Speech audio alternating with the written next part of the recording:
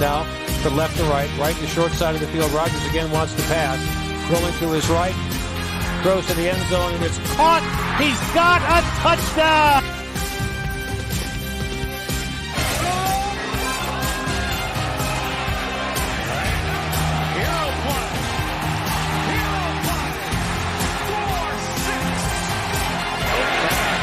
Now it might be. Green to the 20. Green to the 30. Green's midfield. He's gonna go. Touchdown, Boise State. And that's knocked way over his head. And it's got a backpedal all the way. Drop the ball inside the 5. And it's going to be a touchdown, I think, or a safety. Let's see. It's a touchdown, Tennessee. The full Clifford hit pass. It lost it.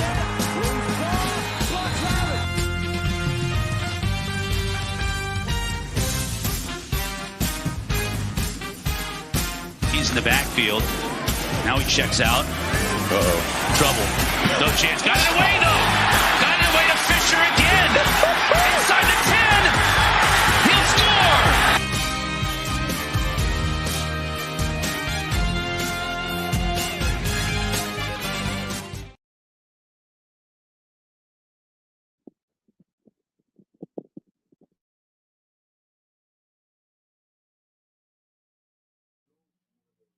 It's the college football preview show along with Isaiah Leung. I'm Lauro Antonio, yours truly.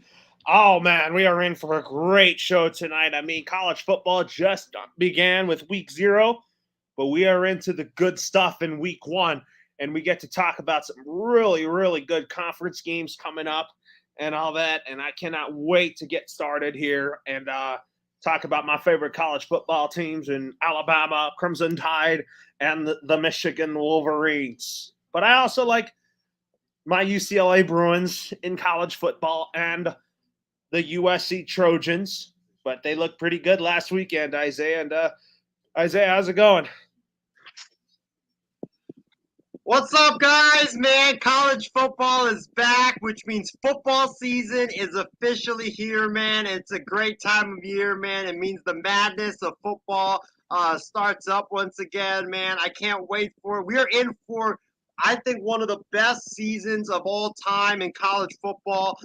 This is the last season when it comes to college football and college sports as we know of it and love it, because after this season, next year is when all the changes are going to be taking place. You've got a bunch of teams moving to different conferences, Oklahoma and Texas joining the SEC, UCLA, Oregon, USC going to the Big Ten, and then you have Colorado and Arizona and Utah going to the Big 12, and a bunch of other teams are going to be moving as well. And then also you have the college football playoff getting to expanded to 12 teams starting next season. So enjoy this season, because right now college sports, we know of it and love of it, all the long-time traditions, the rivalries, man.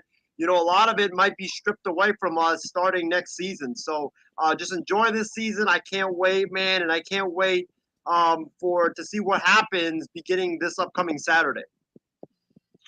And Ben, I mean, you got your Patriot shirt on, but you and I got to start talking about when you and I could do our Patriots previews, kicking it with Cruz. How's it going today?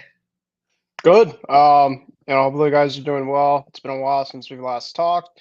It's getting to that point of baseball season where it's getting the playoff crunch time. My Sox are officially out. Laura, it was good to see your Dodgers at Fenway on Sunday, despite the loss. I saw a ton of Dodger fans at Fenway. Mookie Betts went yard, which kind of brought a tear to my eye, but it was just like really cool memory. Dodger fans are really cool. Kind of a lot of the fans that are around me.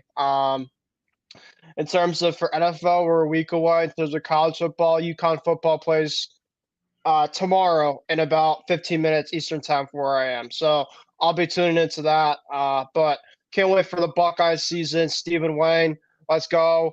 Can't wait. Definitely trying, hopefully, the revenge from last year against Michigan. Still brings a sour taste to my mouth. And Ohio State actually named their quarterback after they had a kind of a camp, competition. And Isaiah, Bailey Zappi is not going to be a 49er. I'm sorry. We'll have to save that for the NFL. I mean, we got to talk about what the Patriots roster is looking like when Ben and I have that breakdown here. So, anyways, we have had a madness of summer realignments. My thoughts on this is that I think the Pac-12 is dead at this point. I mean, it went from one of the best conferences in football and now to one of the worst. I think the Pac-12 is getting teams like Boise State, San Diego State now so that they can try to regroup and make more money out of it. But UCLA, USC, Oregon, Utah, Colorado now moving to the Big Ten. I felt like that they're going to be in a more competitive conference. And I think they'll be one of these teams like USC, I think, is going to compete with Michigan and Ohio State pretty much every year for the Big Ten title, which I think would be great for college football. I mean, they'll be in a division where like the Hawkeyes of Iowa will be in the Big Ten West. They're going to be in the Big Ten West for sure. But there are going to be times and instances where they're going to have to travel east to play teams like a Michigan, Indiana, Purdue. A lot of those teams, guys. It is. But I'll tell you, I can't wait for when Texas and Oklahoma join the SEC, because I can't wait to give John Alcorn a hard time when Alabama plays Texas. I think Oklahoma is going to have a good team. I think they're going to be in a tough conference. And then I think the Georgia Bulldogs are the Georgia Bulldogs. They still do things that don't surprise me at all. So, Isaiah, what was your thoughts on this whole CFB realignment madness? My thoughts on it is that this is going to be the last year of college sports as we know of it and love of it. Because, like I said in my intro, everything's going to be changing starting next season. You got all these teams moving to different conferences, all the rivalry games that we love. In terms of the Civil War between Oregon and Oregon State, that's going to be gone. The Apple Cup between Washington and Washington State, that's going to be gone. Texas versus Oklahoma State, that's going to be gone. Oklahoma versus Oklahoma State, that's going to be gone. USC versus Utah, that's been developed into a pretty good rivalry. That's going to be gone. So, it's just kind of sad because a lot of these good traditions and good rivalries that we loved as college sports fans, they're going to be gone. I think there's going to be more to come now because there's talk stamp. Actually, I should cut you off. Yeah, go ahead. I'm looking at it right now. I'm looking at the Apple Cup. It's still going to happen despite Washington State moving to the different conference. Well, that's good if they can make it happen during non-conference games, because those are like rivalries that have existed for a long time in college sports. But I think that with these realignment, number one, the team or the conferences that Alabama, Ohio State, Georgia, Clemson, and others are in. I just saw it. It says that Washington said in a press release it's committed to the Apple Cup and all sports moving forward. All right, that's good. That's great news. But I just think in terms of some of these traditions, they're going to be gone. It's sad the Pac-12 is dead at this point because I worked a lot of Pac-12 games when I was working at Levi Stadium for the Niners, and the Pac-12 championship game was one of the best games that I got to work there, and it was so enjoyable and fun to work. So it's kind of sad to see the Pac-12 go away as a conference. And I just think that with all these changes, you're gonna have it's great. You're gonna have more teams getting a chance to make the college football playoffs. Which I think is very good for recruiting and very good for a lot of these small schools that don't really get that chance in a normal 14 playoff. But also you have all these big time schools like Georgia, Ohio State, Alabama, Clemson. They're conferences which before it was always, Georgia, Alabama in the SEC, Ohio State, Michigan in the Big Ten. You had Clemson and Florida State in the ACC. They're just going to keep getting tougher and tougher because now if you're Ohio State and Michigan, besides the Michigan State and Penn State being like a sneaky contender, you have Luke Fickell at Wisconsin, who I think Ben knows very well from his days at Ohio State. He's at Wisconsin now. I think he's going to do a great job. Matt Rhule at Nebraska. You also have USC and Oregon and UCLA coming in, and they're not a joke. They're not a joke of teams. And then you have Oklahoma and Texas coming into the SEC, and they aren't a joke to deal with, and they're going to be tough. So the competition's going to get tougher. The college football, a lot of teams are now going to have chances, and the recruiting I think will be more fair now. And also, I just think that, for college football fans, yeah, there's a lot of changes, but I think that it's good changes, it's good changes, but it's also sad because all the old stuff that we used to love, a lot of them are going to be gone. Before we go to Ben here, Isaiah, I just sent you one of the articles here. In this article I just have in front of me, it says that Washington and Oregon officials says that they're going to continue to play their rivals, Washington State and Oregon State, respectively, in football and all other sports. So basically, that's great news. So the Civil War and the Apple Cup will still be in effect in 24 and beyond. So that's information I had to pass along, just because even with this move, these rivalries are not ending. That's great news. That's great news to hear. And Ben, I'll go to you. I mean, what was your reaction to this CFB realignment chaos?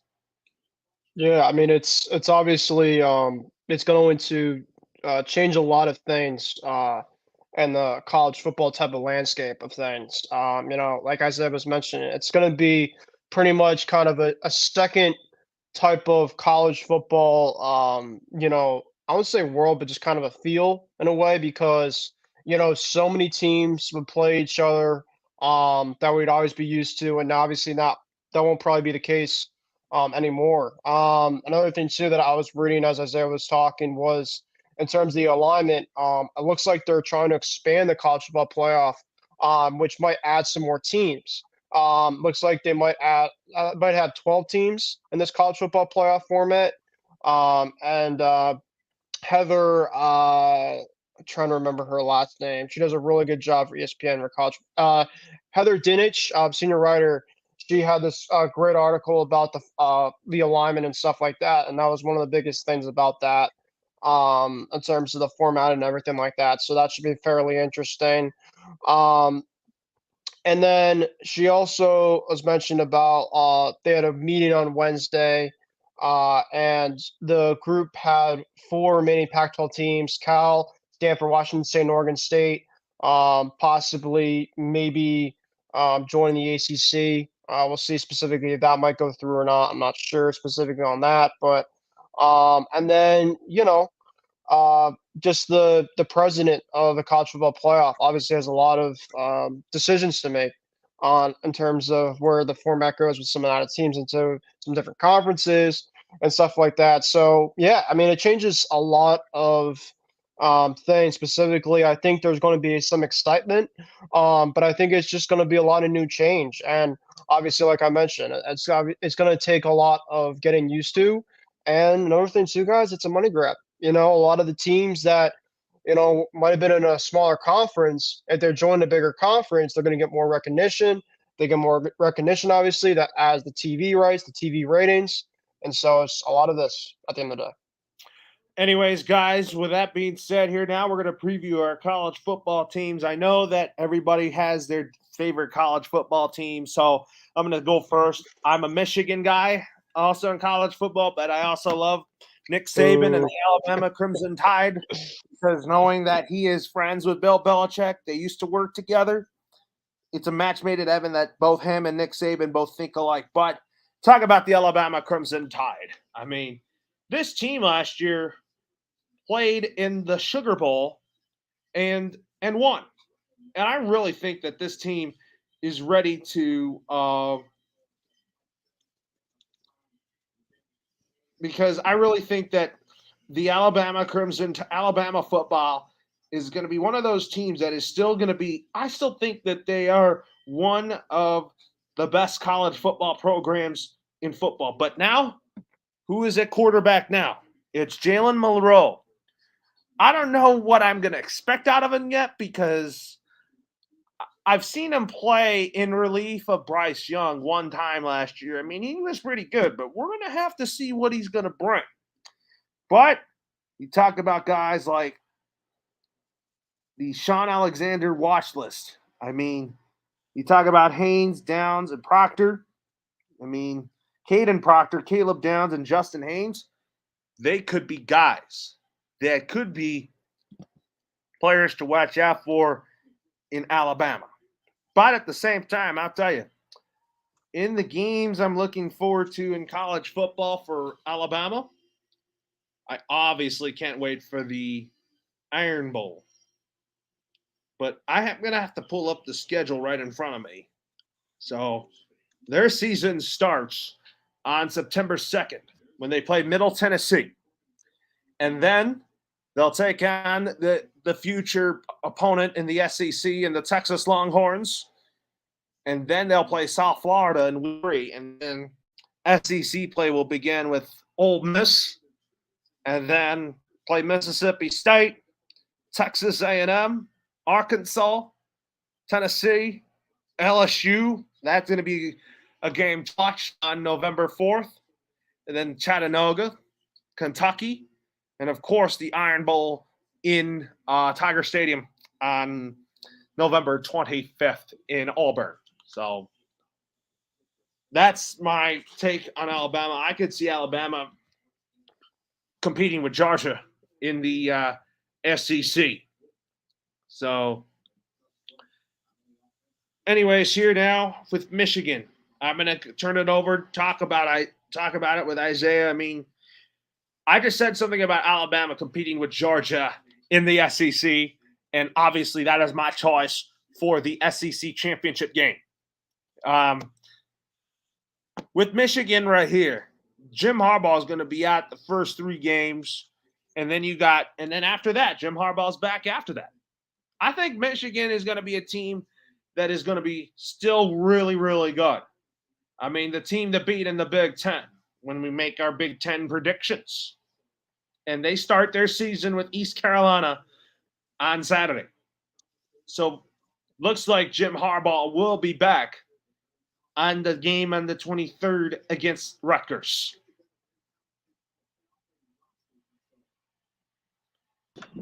Yeah, Loro. My thoughts on Michigan is I think that, like I said a couple of years ago with Kirby Smart and Georgia before they went on their championship rampage and won back-to-back national titles is that was Kirby Smart's best year or best team at Georgia. And for Jim Harbaugh this year, I'm going to say that the same for Jim Harbaugh. This is Jim Harbaugh's best team at Michigan. This is the year where it's finally put up or shut up time for Jim Harbaugh because you don't have any more excuses. Ohio State's breaking in a new quarterback this season with Kyle McCord. There's been some talk that Devin Brown, the Ohio State backup, could unseat Kyle McCord, and Ryan Day, their head coach, has said that both McCord and Brown will see playing time there. So Ohio State's got some uncertainty at quarterback. Their defense got gashed last year by Michigan. And then, we don't know how their defense will play this year. Michigan State, I don't really believe in them. Penn State, they're always hit or miss. They do have a really good quarterback. Wisconsin with Luke Fickell, I think it's going to take a bit of time. Nebraska with Matt Rule, it's going to take a little bit of time. So this is Jim Harbaugh's best team. He's got he's got majority of the offense from last year returning. He's got J.J. McCarthy, one of the best quarterbacks in the nation, coming back. Blake Corum is back. He's got all the talent that he had last year. They're all coming back. They all got continuity now. So this is Jim Harbaugh's best team in Michigan, and this is the time for Jim Harbaugh to win it. And not only with the Big Ten having a lot of uncertainty, but you look at Alabama and Georgia, both will be breaking in new quarterbacks. Georgia with Carson Beck. I believe Alabama is going to be breaking in Jalen Milroe, if I'm not mistaken. Although That's what I said. Yeah. Although Nick Saban hasn't officially announced it yet, but I'm pretty sure that's where it's leaning. And then you look at like all these other teams that could challenge Michigan. TCU, I think they're going to take a step back. Max Duggan is gone now to the NFL.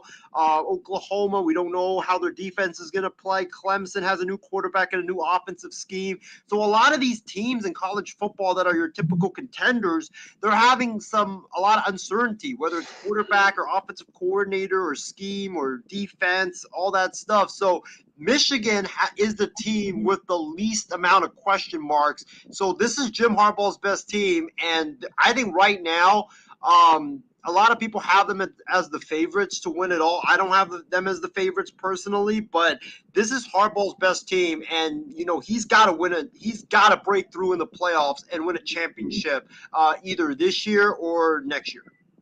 And then I'll ask you about Georgia. I mean, no Stetson Bennett. You still got one of the best rosters in college football history with Kirby Smart at the helm. The Georgia Bulldogs, don't be so shocked if they go for three-peat. Yeah, I think that, Georgia's won the championship the last couple of seasons, and I can argue they got better, believe it or not. Stetson Bennett was a great quarterback. I wish him nothing but the best in the NFL. And he's definitely going to have a statue outside of Bulldog Stadium in Athens when in about 5 to 10 years from now. But if you look at Georgia right now, they returned majority of their offensive line, their defense. I know a lot of the guys on their defense was young last year. They played a lot of meaningful snaps. They're all coming back. Besides Jalen Carter, which is a big blow. The wide receivers, a lot of them are coming back. They got the kid out of Mississippi State. I think his name is Thomas. He played really well last year for Mike Leach and co. So he's going to be in Georgia now. But the reason why I say Georgia got better is because at quarterback, Stetson Bennett's a great quarterback. But, the thing with Stetson Bennett was he was a system quarterback. He was a system quarterback, and the system made him look good. Well, Carson Beck, who's a starter for Georgia, he was a 5-star quarterback in the mop-up duties that he played for Georgia last year. He shined, and he looked good, and he has a great arm. He can throw the ball 50 yards deep down the field.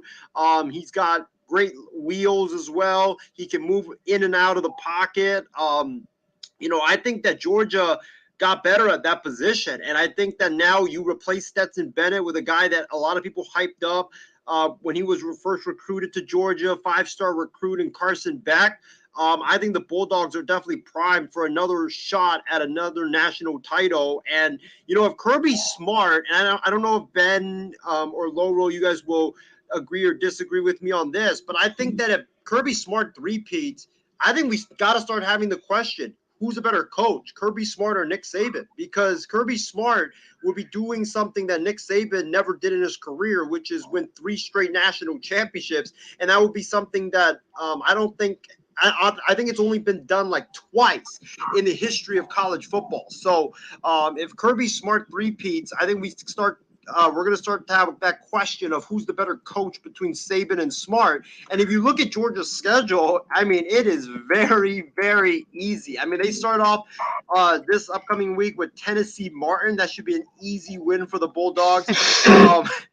And then, if I read you guys the rest of the schedule, you guys would be like, what on earth is Georgia doing? They have Tennessee. Then they play Ball State, which should be another easy win. Then they play South Carolina, who should be a pesky team, but it's in Georgia, so Georgia should win that one. Then they play UAB, and that one's in Georgia. Then they play Auburn, which I think is their first real test because Jordan-Hare Stadium is always one of the toughest places to play. Then they have Kentucky, but that's in Georgia. They have Vanderbilt. Then they have the Gators of Florida, who I think should be a little bit better this year, but I still think Georgia's the way better team than Florida. Then they play Missouri in Georgia. they play Ole Miss and Lane Kiffin in Georgia. The biggest test of their schedule is at Tennessee, November 18, the week before Thanksgiving.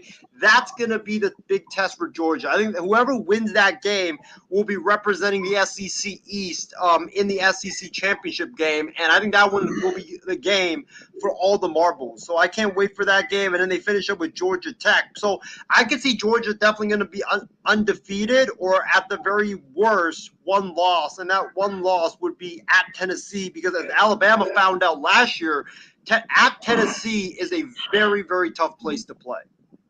Absolutely. But I'll ask you this. I mean, Isaiah, Todd Monken is now in the NFL. You still have Will Muschamp as your co-defensive coordinator. And you got Mike Bobo as the offensive coordinator at Georgia. What do you expect from Mike Bobo? I expect Mike Bobo to not mess anything up. I think he's going to be running the Todd Monken scheme. He's not going to be running the offense that he used to run when he was the offensive coordinator at Georgia before Kirby Smart rehired him. So I think Georgia's offense is going to look good, but I think it's going to be because Carson Beck is going to make the Dogs' offense look great. They have Brock Bowers there. They have that receiver from Mississippi State that transferred. Brock Bowers, I think, could be on the level of George Kittle and Travis Kelce. That's how great he is. And then Beck himself. Don't be surprised, fellas, if Carson Beck is one of the guys that we're hearing for the NFL draft, for the top round, the first round of the NFL draft in April, because I just think that's how good Carson Beck is and can be. So, I think Bobo, it's a solid hire, but I don't think he's going to be running his own offense. It's going to be the Todd Monken offense that has made Georgia very successful the last few years. Ben, I know you like Ohio State and UConn. I'll start with you. My UConn question for you.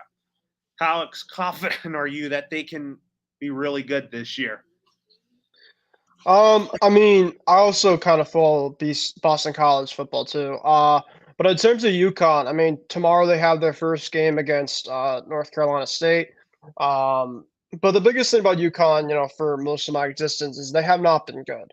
And typically, one of the biggest reasons why is they haven't found a specific head coach that can lead this group, on terms of levels against teams that, they really have no chance against. And I don't know specifically why they would play teams like this on their schedule, but they've, had this schedule a couple of years. They've played teams like Clemson. They've had teams, out there like, Missouri and some really well-known top teams. I remember they were up, I think 3-0 or something against Clemson last year. And people were just like, oh, stop the count or whatever. And then they just got blown out. But I will say this about UConn is they actually were somewhat competitive last year. And they got a new coach in Jim Mora, who I think is going to really help build this program into a team where it can be very more competitive and at least a better product. So I think that's really good for this UConn team. And I think just specifically, they play in a specific conference where, there's a lot of good teams in there. But I think specifically, I'm looking at their overall schedule for this year outside of the North Carolina State game. They got Georgia Tech, FIU. They play Duke, Utah State, Rice. They also play Boston College. But then they play, they're at Tennessee in November. They have no chance. If they could put up a fight, though, that would be awesome. But they play, a lot of Northeast Conference type schools. Heck, they even play Sacred Heart University, which is literally in my backyard, which is crazy. But yeah, you look at that overall roster, I'm just trying to remember specifically any type of players that they might have had from last year. I knew that they had a decent quarterback overall last year. But, we'll see specifically how tomorrow night goes. Hopefully there's a good showing. And I would love to obviously take a look and maybe see a game down the road, obviously depending on how they're going to be this year. But, yeah, Ohio State football is obviously my biggest focus, really. That's kind of my main team. And Ryan Day and Brian Hartline, the two guys that are at the top. They're obviously a head coach. Hartline, obviously, the offensive coordinator. And, The biggest question I obviously will see specifically is how can Kyle McCord become post CJ Stroud era, right? Because they obviously Ohio State's had a lot of great quarterbacks in the past, whether it was JT Barrett, obviously the unfortunate passing of Dwayne Haskins, but of course he was really good at Ohio State. But I mean, you look at McCord though, the biggest thing that he has going for him is the Ohio State has a lot of their weapons back. Obviously, leading the charge is Marvin Harrison Jr., Marvin Harrison's son. He's going to be a top 5 pick in this upcoming draft. I absolutely love this kid. He obviously, without Jackson Smith and Jigba last year, who I thought was going to be massive last year, but unfortunately really got hurt. Harrison Jr. was massive. And, I know Isaiah, you guys want to get against us in the Peach Bowl right at the end, but that was one of the most entertaining games I thought I ever saw. I thought for a second, after the Ohio State, beatdown of Michigan, I just didn't think specifically that we really would have a chance defensively against a team like Georgia. And we put up a really good fight. I mean, I think we actually had a decent lead to start the first half, but then Harrison got hurt. And then I thought that right at the end, poor kid on the kicker for Ohio State, I believe he missed a 45-yard kick or whatever to potentially win the game. I think under a minute left, but he missed it. He shanked it right. But, this is going to be a team I think that's going to be still right up there in the conference. 50 yards, thank you. But, you look at outside of Harrison Jr., they have Joshua Fleming back, who was a big part of the receiving corps last year. They have Emeka I'm trying to remember his last name. Steven, if you're here, let me know. Mekba or something. I think that's it. Emeka and Mekba or something like that. But he's been their number 2. But they also have 2 decent running backs. They have John Williams and they have Trayvon Henderson, 2 really good running backs for McCord, and then Cade Stover at tight end. So a lot of returners at least for that Ohio State team. So that's why I think that McCord really just has to kind of just be himself. Honestly, be like Tua Tagovailoa, where you can just get the guys, the ball out in space and let them do the work. I think Ohio State's going to have, a 10-plus win season. I know that they have Tennessee on their schedule, Notre Dame this month, which is going to be really, really interesting. They open up with Indiana. Indiana always seems to be a really tough type team. I know that they moved on from their quarterback, who now is at Washington. But I mean, I think that they're still going to have a really good season. So we'll see specifically with the Buckeyes, but it should be a really exciting season. Defensively, I think obviously there's going to be a lot of things to work on after that shellacking with Michigan. I think Michigan is obviously the biggest competitor for us, right? Because, they obviously remember how the game against Michigan went. They still have McCarthy, they still have Corum, a lot of guys from that big game last year. And then obviously Harbaugh and Day. Those are kind of the 2 that are going back to back in the conference after each other. So it should be a really exciting season. And, hopefully the Buckeyes can hopefully get into, the top 4 in the college football playoff. But, at least to get to the college football playoff and to be in that expansion, there's no excuses for them not to be there this year. All right, folks. Now it's time for the good stuff. It's time to predict our conference championship predictions. We're going to start with Isaiah and I's favorite conference, which is the SEC. You and I might be different here, Isaiah, on who will win the SEC. And I still have faith that my guys from Alabama, Nick Saban, will get back onto the mountaintop of the SEC and beat Georgia in the SEC championship game again. And I say that because I think Alabama is going to win the SEC West, and I think that LSU will give us their run for their money. I mean, there's a lot of good head coaches that I'm looking forward to seeing on there, Isaiah. Like, talk about Hugh Freeze at Auburn. I think he's going to turn around that program. I obviously love Brian Kelly because he brings stability to LSU. And then Jimbo Fisher does a great job down at A&M. And then Lane Kiffin also does a fantastic job at Ole Miss. And then at Mississippi State, we are going to miss Mike Leake. But I know that new head coach, if you're going to tell me who that person may be, I think we'll do a great job. But he's no Mike Leake. So Isaiah just told me that. That's Zach Arnett, the new head coach of the Mississippi State football program. So, and then you talk about next year in the SEC. You talk about Steve Sarkisian returning to the SEC with his Texas Longhorns. And then Brett Venables at Oklahoma, who I think is a great defensive first coach. And I think Oklahoma is going to be a really good team when they come to the SEC. But give me the Alabama Crimson Tide to win the SEC, Isaiah. Go ahead, Isaiah. I know what you're going to say. Well, Loro, you're right. This is one of our favorite conference, man. We have, both of our two favorite teams are in it, Georgia and Alabama. And I think a lot of people are actually going to pick Georgia and Alabama as the two teams to meet up in the SEC championship.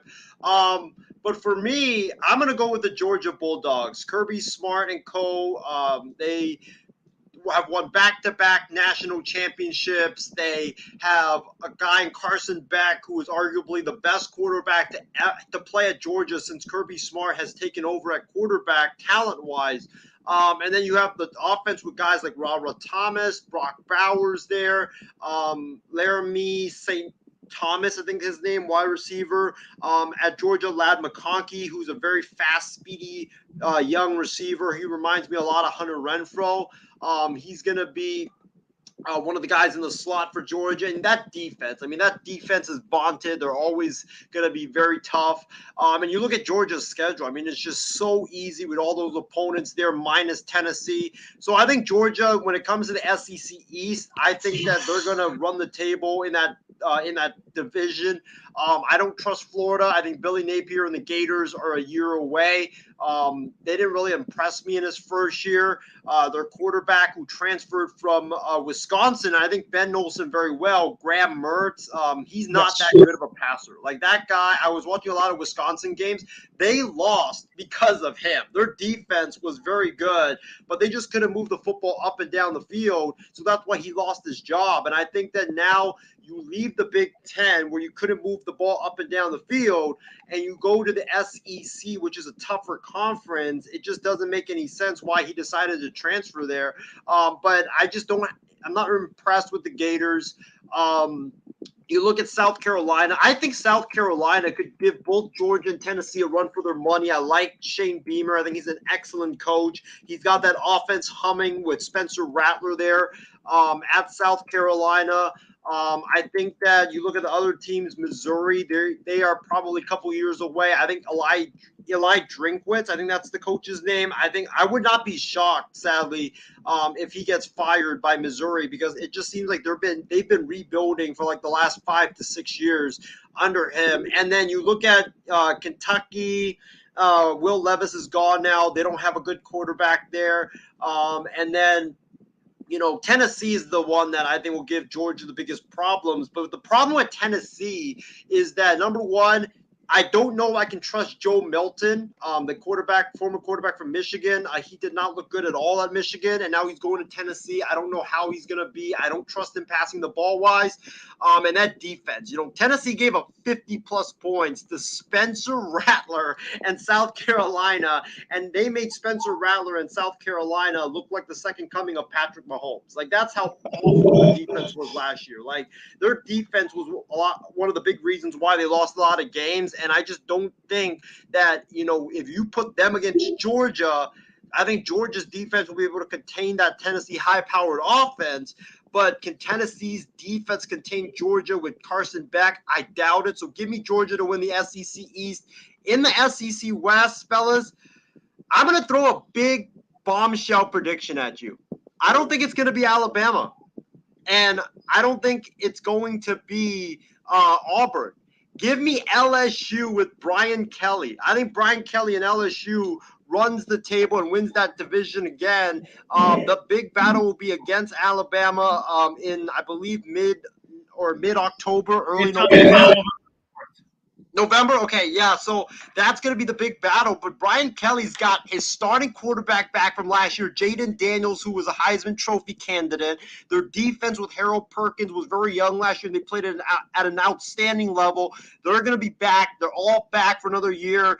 They've got a lot of experience on their side now. The receivers are back. Mason Taylor, the tight end for LSU, the son of the Hall of Famer Jason Taylor. He's going to be one of the big weapons for them. I think LSU with Brian Kelly, I trust their quarterback situation more than I trust Alabama. And the reason why I'm not picking Bama is because that defense with Bama did not look good. They should have lost 5 games, honestly. Their quarterback, I don't trust that situation. Jalen Milroe, he struggled throwing the football last year. He reminded me a lot of Lamar Jackson, where he could run around like crazy, but throwing the ball was the biggest Achilles heel for him.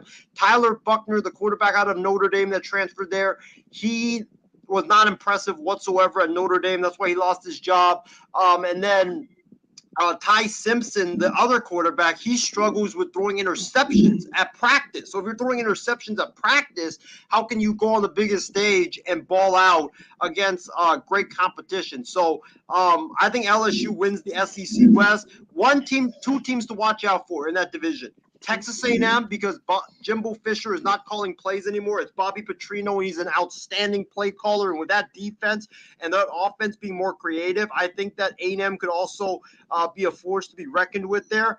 And Laurel, I think you know where I'm going to go with this. Mississippi State. I love me some Will Rogers. I think that kid has the potential to be the number 1 overall pick in next year's draft. He's very underrated. He currently holds the most passing yards in SEC history record. And that's a record that, or that's something that only he can say. Guys like Tim Tebow, Joe Burrow, Bryce Young, Tua, they can't say that. He's a very underrated quarterback. He doesn't get a lot of attention because he plays at tiny Mississippi State, but he's the captain of that team. He's the focal point of that team, and I think with their passing attack being very vaunted, their defense I think will be a lot better. I think that they can give a lot of these SEC West teams a run for their money, and I think that, I think it's going to come down to Mississippi State, Texas A&M, LSU, and Alabama, but give me LSU. Oh, yeah. That might be good. But, Ben, who do you have? Laurel, before you go to Ben, give me Georgia to win the entire SEC. Oh, yeah. It could happen, but we'll see. But anyways, here now we'll go to Ben here. Who do you have winning the SEC? I got Georgia. I know obviously Alabama has Nick Saban and they have Milroe at quarterback, but after Young, that's really hard for that team to kind of be where they want to be specific. I mean, they're skill players. They still have Jermaine Burton. They have Jacoby Brooks. But obviously Jahmyr Gibbs is gone. So that's a massive loss at running back. Defensively, I know that, they're always coached well there, so I'm not too worried about them. So I have Alabama winning the SEC. They're in the West, right? Yes. Yeah, so I have them winning the West, and I have Georgia winning the SEC East. But I think Georgia's going to win the whole entire conference. I just think that, I agree with Isaiah. Carson Beck is going to be, I think, a really impressive kid. He was really highly rated coming in. And obviously got some playing time last year because last year Georgia would be up on a lot of these smaller type schools. And so Stetson Bennett would play a couple quarters, and then they put this Beck kid in, and he did fairly well as well too. So, Bowers obviously is back, and he is going to be probably outside of Caleb Williams and Marvin Harrison Jr. And some others. He's going to be up there in terms of one of the highest picks in next year's draft. So, Kirby Smart obviously is there to coach up. He's going to do a great job once again. And, so I think I have Georgia winning the whole entire conference. But the two teams that are going to win their respective conferences of the whole entire conference is going to be Georgia and Alabama. All right. Next up, folks, we're going to talk about the Big Ten. And you know who I'm going with the Big Ten. I have it's easy for me. Look at this. Again, Wolverines, just for you, Isaiah. I think that J.J. McCarthy is going to have a great year. Michigan, like you said, this is Jim Harbaugh's best team yet. And I could see Michigan playing Georgia in the national title game if it weren't for if Alabama doesn't even make the college football playoff national championship game. So, anyways, Isaiah, go ahead with your Big Ten pick. I thought this was gonna be an easy one, but then I thought about it some more, and I was like, you know what? I think this is gonna be a very, very competitive conference. But having said that, this is my prediction. I don't think, Ben, you're gonna like what I'm about to say, but I'm gonna second what Loro had to say.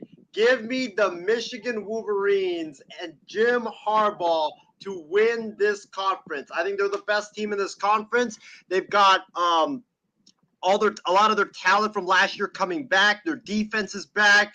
They didn't lose a lot from that defense. Their running back, Blake Corum and Donovan Edwards, are back. J.J. McCarthy is back. This is Jim Harbaugh's best team in Michigan, and this is the time for him to win it. If he doesn't win it now, he is never going to win a championship at Michigan. So give me Michigan. But I think this team is going to surprise a lot of people. I think this team is going to come out of the Big Ten West. It's going to be Wisconsin. I think Wisconsin is going to have a great season this year because last year Wisconsin's defense was already very good. All they were missing was a competitive and competent offense. And now with Luke Fickell coming into the fold, that's why I was so glad they hired Luke Fickell, because Luke Fickell brings something that Wisconsin hasn't had, which is a change of ideas at offense. You can't run that power run offense, run first offense and expect to win. You gotta evolve. You gotta be more creative on offense. And now with football being a sport that throws the football like 50 times around, well, you gotta adapt to that level. And Wisconsin's running an air raid offense now with that power rushing attack. So I think that with that new offense and that defense, I think Wisconsin in year one wins the Big Ten West under Luke Fickell. And I also would not be shocked if a team like Nebraska or Maryland is able to, challenge Wisconsin for SEC or for Big Ten West supremacy, because I think with Maryland, Talia Tagovailoa, Tua's little brother, he's very good, and their offense has the potential to be very good. And also with Nebraska, they lost a lot of close games last year, and the reason why, because of Scott Frost. I think Matt Rule will be a major upgrade from Scott Frost, and I think they'll be able to turn it around when it comes to losing those one-score games. Ben, I'll go to you. Who do you think is going to win the Big Ten Conference?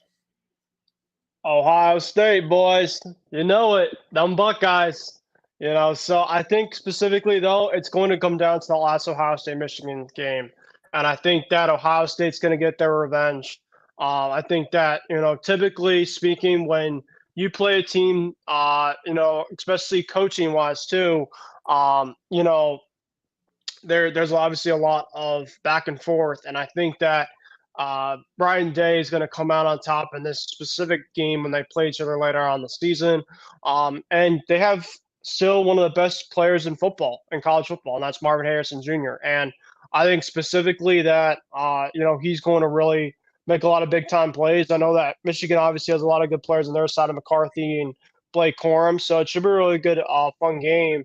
But I do agree with Isaiah. I do think that there's going to be some other really interesting teams in the conference, and I think Wisconsin is going to surprise a lot of people. I was even looking at Graham Mertz's QBR rating. I think it was like 51, 52 last year. So, I mean, you no offense to Mertz, but I think that the next kid over, probably do a lot better than him. But Luke Fickell is going to be massive for that team. But I do think specifically Ohio State's going to have a revenge-type season on Michigan this year, and they're going to win it for the Big Ten. Anyways, now we're moving from the Big Ten to the Big 12 Conference. I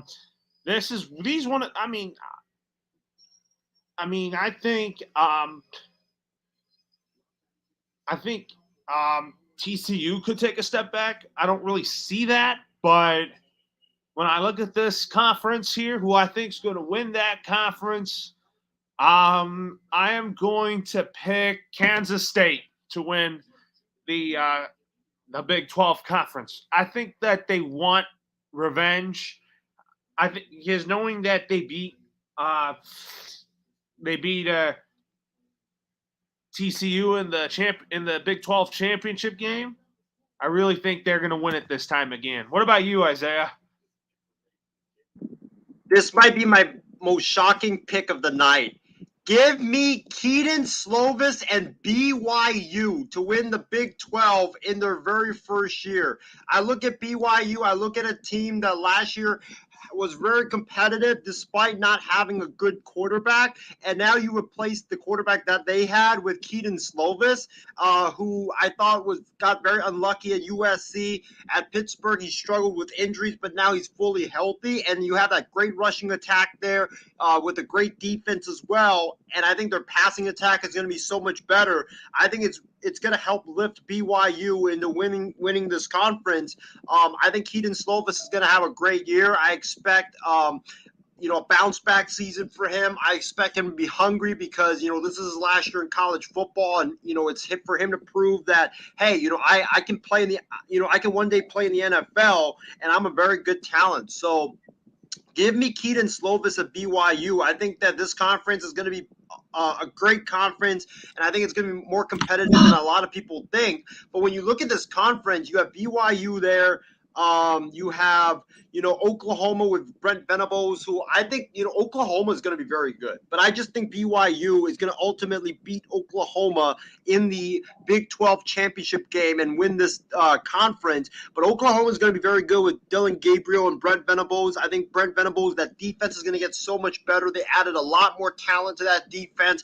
Brent Venables, Laurel, reminds me of Kirby Smart at Georgia. I don't know if Brent Venables has it in him to win back-to-back championships, but Brent Venables, I think he's on the trajectory of Kirby Smart because remember, Kirby struggled in his first year at Georgia when he took over, and then he brought in more talent, and then they ended up getting rolling, and they went to the national championship game in his second year. But when you look at Oklahoma, I think they're more ahead of where Georgia was, and I think that Brent Venables and co will cruise this year, silence all the doubters. I think Kansas could be very interesting. I don't think they'll win it, but I think they'll be competitive.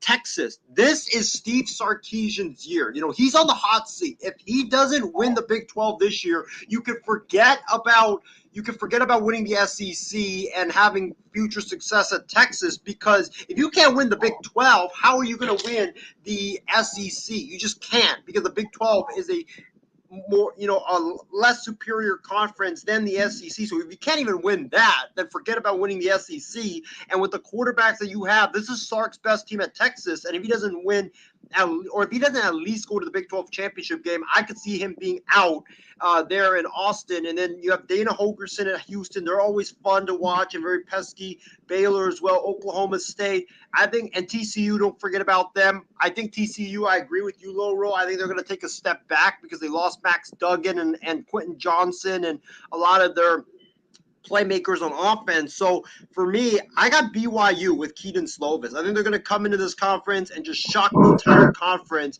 and win it in their first year in the conference.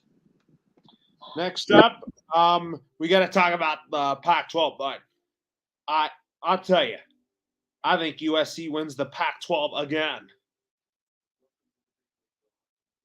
You got USC? Yeah. I could see USC. I think they have the best offense there, but I'm not so sure, Laurel, about their defense. Their defense is going to be an issue. You gave up 28 points to San Jose State. That's unacceptable if I'm Lincoln Riley and USC, and I'm having a stern talk with that defensive coordinator right now about fixing that issue, because you just can't do that. You can't give up 28 points to San Jose State and expect to have success against your other conference members and to make the playoffs. So for me, Lauro, I'm going to go with this pick. Give me the Oregon Ducks and Bo Nix to win the conference. And, I completely agree with you, Ben. Give me the Ducks. I think there's going to be a lot of quacking going on this season. I think when you look at this conference right now, this is the last year of the Pac-12, and I think that you're going to have a very competitive Pac-12. USC with Caleb Williams and Lincoln Riley, that offense is going to be great, but the defense, I think, is going to be the thing that really lets them down. Arizona State with Kenny Dillingham, I think he's going to do a great job there. I don't think they're going to win the conference, but I think they're going to be competitive. Justin Wilcox is on his way out at Cal if he doesn't win at least 6 games and get to the bowl game.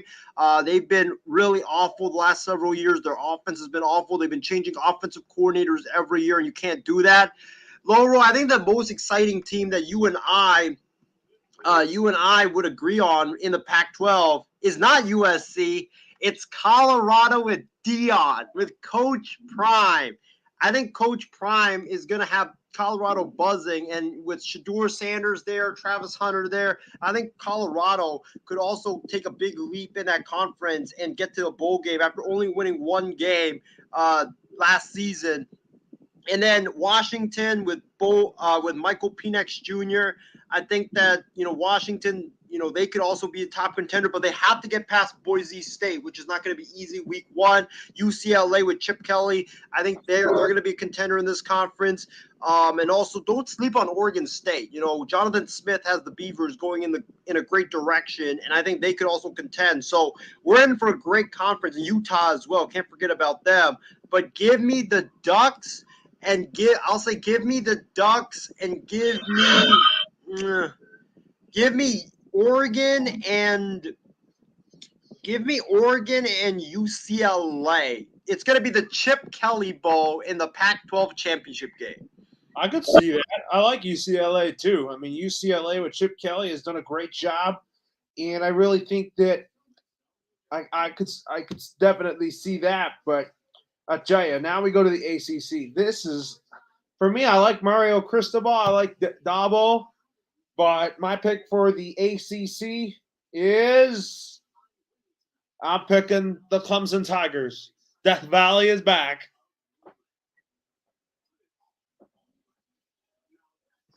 Laurel, for the ACC. Ooh, this is a very tough one because I think that Mario Cristobal, like you were mentioning, I think the Hurricanes, I think the U is going to surprise a lot of people. He changed coordinators. They're going to be running an air raid there on offense. And Tyler Van Dyke thrived in the air raid offense when he played there. Florida State, like Ben mentioned, that's going to be, they're going to be a great team.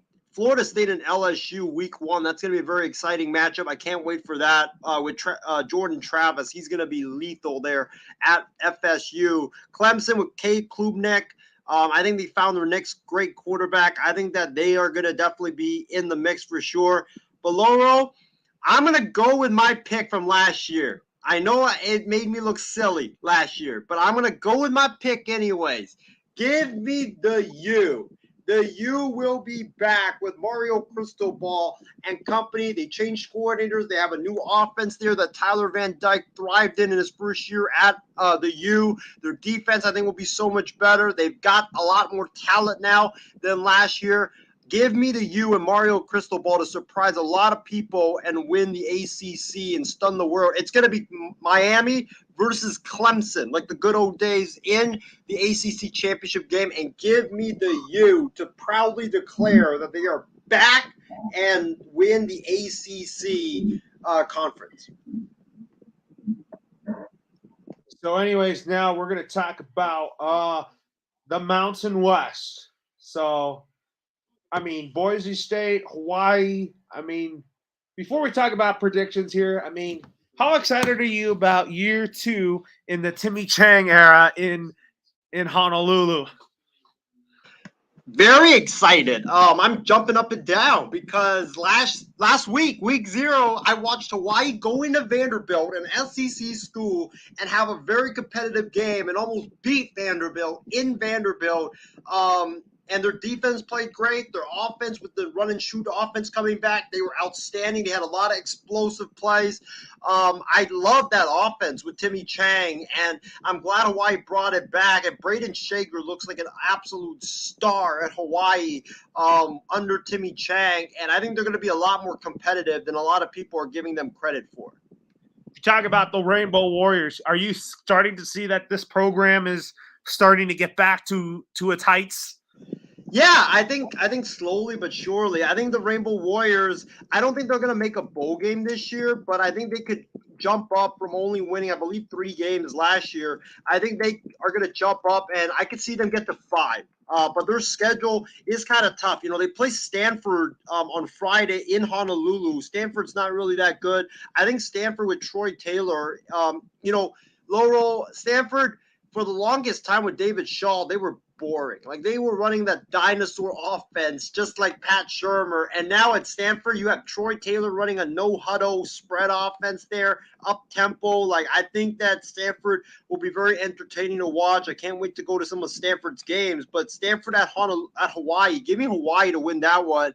And then Hawaii plays Albany, which I think should be a win. But then you have at Oregon. New Mexico State's going to be tough. UNLV, I think Hawaii could win that one. Then you have San Diego State, tough game at New Mexico. Then Chevin Cordero and San Jose State come back to Honolulu and play the Rainbow Warriors, which I think could be a loss. And then you look at the other games that they have on their schedule. Nevada's not that good. I think Hawaii's going to win that one. Air Force, Hawaii could upset. And then Colorado State, I think Hawaii could upset. So I could see Hawaii winning 5 games this year under Timmy Chang, which will be a very great improvement for the Rainbow Warriors. Well, I mean, you talk about Boise, who's good. I mean, Air Force is going to be pretty pesky here. UNLV is going to be good. But my thoughts on this whole in year 2 of the Timmy Chang era in Honolulu, it's bringing fans back together in Hawaii, because a year ago we talked about the whole Todd Graham mess in Hawaii. I feel like that it's put in the rear view mirror. Yeah, I remember when we talked about it, like, it was very ugly. You know, a lot of players were leaving. It was toxic culture, and it was just a very, very bad situation. But Timmy Chang has definitely flipped that culture around, and he's turned it around with hard work and great recruiting. So I can't wait. He is a Rainbow Warrior legend, because he played quarterback there, and all I would have wanted is if June Jones was just there as a bridge. Yes. I would definitely love it. Would learn under him. Yep, me too. I would have definitely loved it if June Jones was there again for Hawaii. But, you know, Timmy Chang's done a good job. I'll give him credit. I think that he's definitely flipped the culture around. And Hawaii, just be competitive. That's it. Like, you don't have to go to a bowl game. Just be competitive. And I think the Rainbow Warriors will be very competitive this season. Yeah, they did lose to Vanderbilt, but Stanford, I think they should win. But who did you say their quarterback? You said Braden Shager. Braden Shager is their quarterback, and I think he's going to be a star for Hawaii. He almost threw for 300 yards against SEC opponent Vanderbilt this last week, week 0 against Vandy, which was very impressive. Maybe it could be that next Tom Brady story where he's not drafted in the first round, but he can be that Brock Purdy type story. Brock Purdy, yeah. More like Brock Purdy, to be honest. Yeah, but anyways, now, who I think is going to win the Mountain West Conference, I'm going to pick the Boise State Broncos. I think that they still got a pretty decent team, but I'm not picking the Hawaii just yet, just because they're still in a rebuild, but things are turning around very quickly in Honolulu. Laurel, I got to respectfully disagree with you. I'm going to drop my bonus prediction of the night, and this is not just going to be for this conference. This is going to be for the college football playoff as well. Loro, I am not going to pick Boise. Give me the Utah State Aggies, who challenged Boise last year and had a great year. But give me Utah State in year 3 under Blake Anderson to not only win this conference, but I think Utah State will be this year's Cincinnati and go to the college football playoff and just surprise everybody. They have a great quarterback there at Utah State. They have a great defense. They have one of the best rushing attacks in the country. This team right now, if you look at their schedule, they play Iowa at Iowa this upcoming Saturday. That's a big game. If Utah State can go into Kinnick Stadium and beat Iowa, that's going to be a massive statement sent to the rest of the country and to the rest of the college football nation. And, because Iowa's a tough team. They play it in the Big Ten. They're going to play Ohio State. They're going to play all these other teams. So that's going to be a big-time win if you go into Kinnick Stadium and beat Iowa. But also you play Fresno. You play Boise. Teams that are going to be very, very tough. And don't forget, I believe they play San Diego State as well. So they've got a lot of good games on their calendar. But most importantly, if they go into Iowa this upcoming Saturday and they beat Iowa, Utah State, I think, will have a strong case for the college football playoff. But give me the Aggies. I like what Blake Anderson's building there in Logan, Utah. I like their quarterback, Ligas. I think he's done a great job. Cooper Ligas, he's done a great job. He's got a great arm.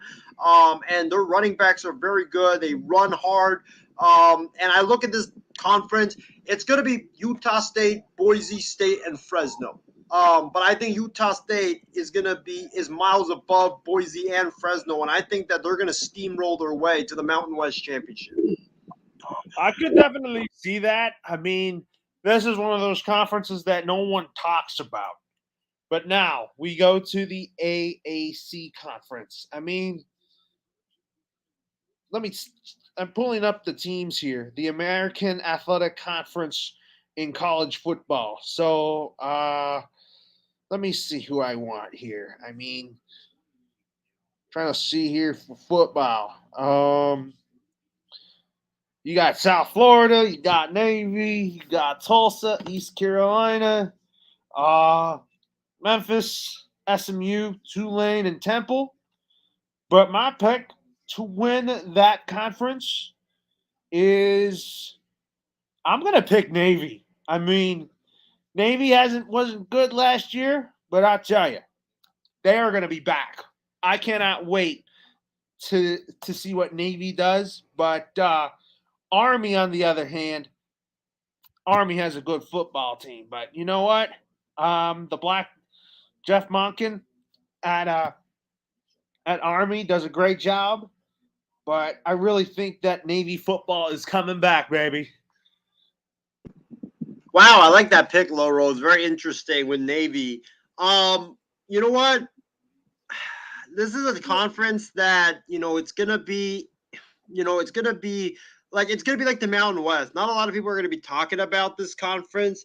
But I think when you look at it, you have Trent Dilfer, the new coach, former NFL quarterback, new coach at UAB. You have SMU year 2 under Rhett Lashley. I think they'll be better. JT Daniels, the former USC and Georgia quarterback at Rice, and you have Tom Herman, the former Texas coach, now coaching Florida Atlantic at FAU. Loro, give me Rice. I think JT Daniels finally gives Rice that great quarterback. And I think, you have seen in the past, teams that weren't that good before, they get re-energized with a really great quarterback coming in. And it all just takes one guy, one quarterback for you to start winning a lot of games. I think Rice is going to surprise a lot of people under Mike Bloomgren. And I think JT Daniels, this is his last year of college football eligibility, and I think he's going to be wanting to send a message that, hey, I'm a great quarterback. I can ball out. I can live up to my 5-star rating. Give me JT Daniels and Rice to win the AAC, and I think Daniels is going to have a phenomenal year at Rice. All right. Now we got to talk about our college football playoff predictions. I'm going to go first here. So my number 1 seed will be the Georgia Bulldogs. Number 2, I got the Alabama Crimson Tide. My number 3 seed is the Michigan Wolverines. And then my number 4 seed will be the USC Trojans. And I say that because Caleb Williams, I'm not going to spoil it yet. I want either him or Will Rogers winning the Heisman Trophy, but I'll save that pick for later. But USC is going to get that final spot, and I want USC to play Georgia, while I want Alabama to play Michigan. So, and then my national title game prediction, it's going to be Georgia and Alabama again. Wow, Nick Saban versus Kirby Smart again. Wow, I want that. I want that so badly, and that I want that so badly so that Nick Saban can challenge his former student that he had on his coaching staff at Alabama for a three-peat. All right. I don't hate the pick. I think it's a very great pick from you. Okay, for me, I got some wild ones, and I wish Ben was here because, and Ben, I hope if you're watching, man, you're gonna probably throw up some like crazy faced emojis out there because my college football playoff picks are about to be crazy. But number 1, give me Georgia. I think they're the best team in college football. Carson Beck replacing Stetson Bennett is going to be a huge upgrade. Their offense is going to be so much better. I mean, Georgia was already great, and now they're getting better. I mean, it's crazy. So give me Georgia and Kirby Smart at 1. Number 2, give me Michigan. Jim Harbaugh, this is his best team at Michigan. He has to win it this year. Give me Michigan at number 2. Number 3, I'm trying to think about my predictions. Number 3, wow. Give me Oregon. I think the Ducks, in the last year of the Pac-12, I think the Pac-12 gets a team into the college football playoff, and the Ducks with Bo Nix and that defense ends up beating the Trojans, not once, but twice, and gets into the college football playoffs, and they're going to be undefeated going into the college football playoffs alongside Georgia and Michigan. And last but not least, this is the wild one, Loro and Ben and all of our audience that are watching. It's not going to be a team from the ACC. It's not going to be a team from the Big 12. This is going to be this year's Cincinnati. Loro, give me the Utah State Aggies to be this year's Cincinnati and to make the college football playoffs. They play Iowa at Iowa. If they win that, that's a massive statement. They play Boise State and they play Fresno State. And I think you're going to see a lot of chaos in college football to make this happen. So give me Utah State and Blake Anderson breaking through and making the college football playoffs. I got Georgia versus Utah State in the first round, which Georgia should easily beat Utah State. And I think I got Michigan versus Oregon, which would be a great matchup. But for my college football national championship game, Loro, I'm going to go with Georgia. I'm going to go with Georgia versus Oregon, actually. I think Michigan, I don't know. There's something about the first round of the college football playoffs that Jim Harbaugh just can't get over the hump. But I'm going to go with Georgia versus Oregon and give me the Dogs. The Dogs are the best team. They are going to three-peat. Carson Beck, I think, wins MVP, and Kirby Smart will enter that discussion as, is he better than Nick Saban now all time because he three-peated. So give me Georgia to beat Oregon and to win the college football playoff national championship. Kirby Smart versus his former assistant, Loro, Dan Lanning, in the college football championship game. Yes, sir. And who will win? The Dogs. Give me the Dogs. But I think it's going to be a really good game. If that happens, if it's Oregon and Georgia, I'm picking Oregon. Oh, you're picking Oregon with the duck? Yeah, I'm gonna be quacking.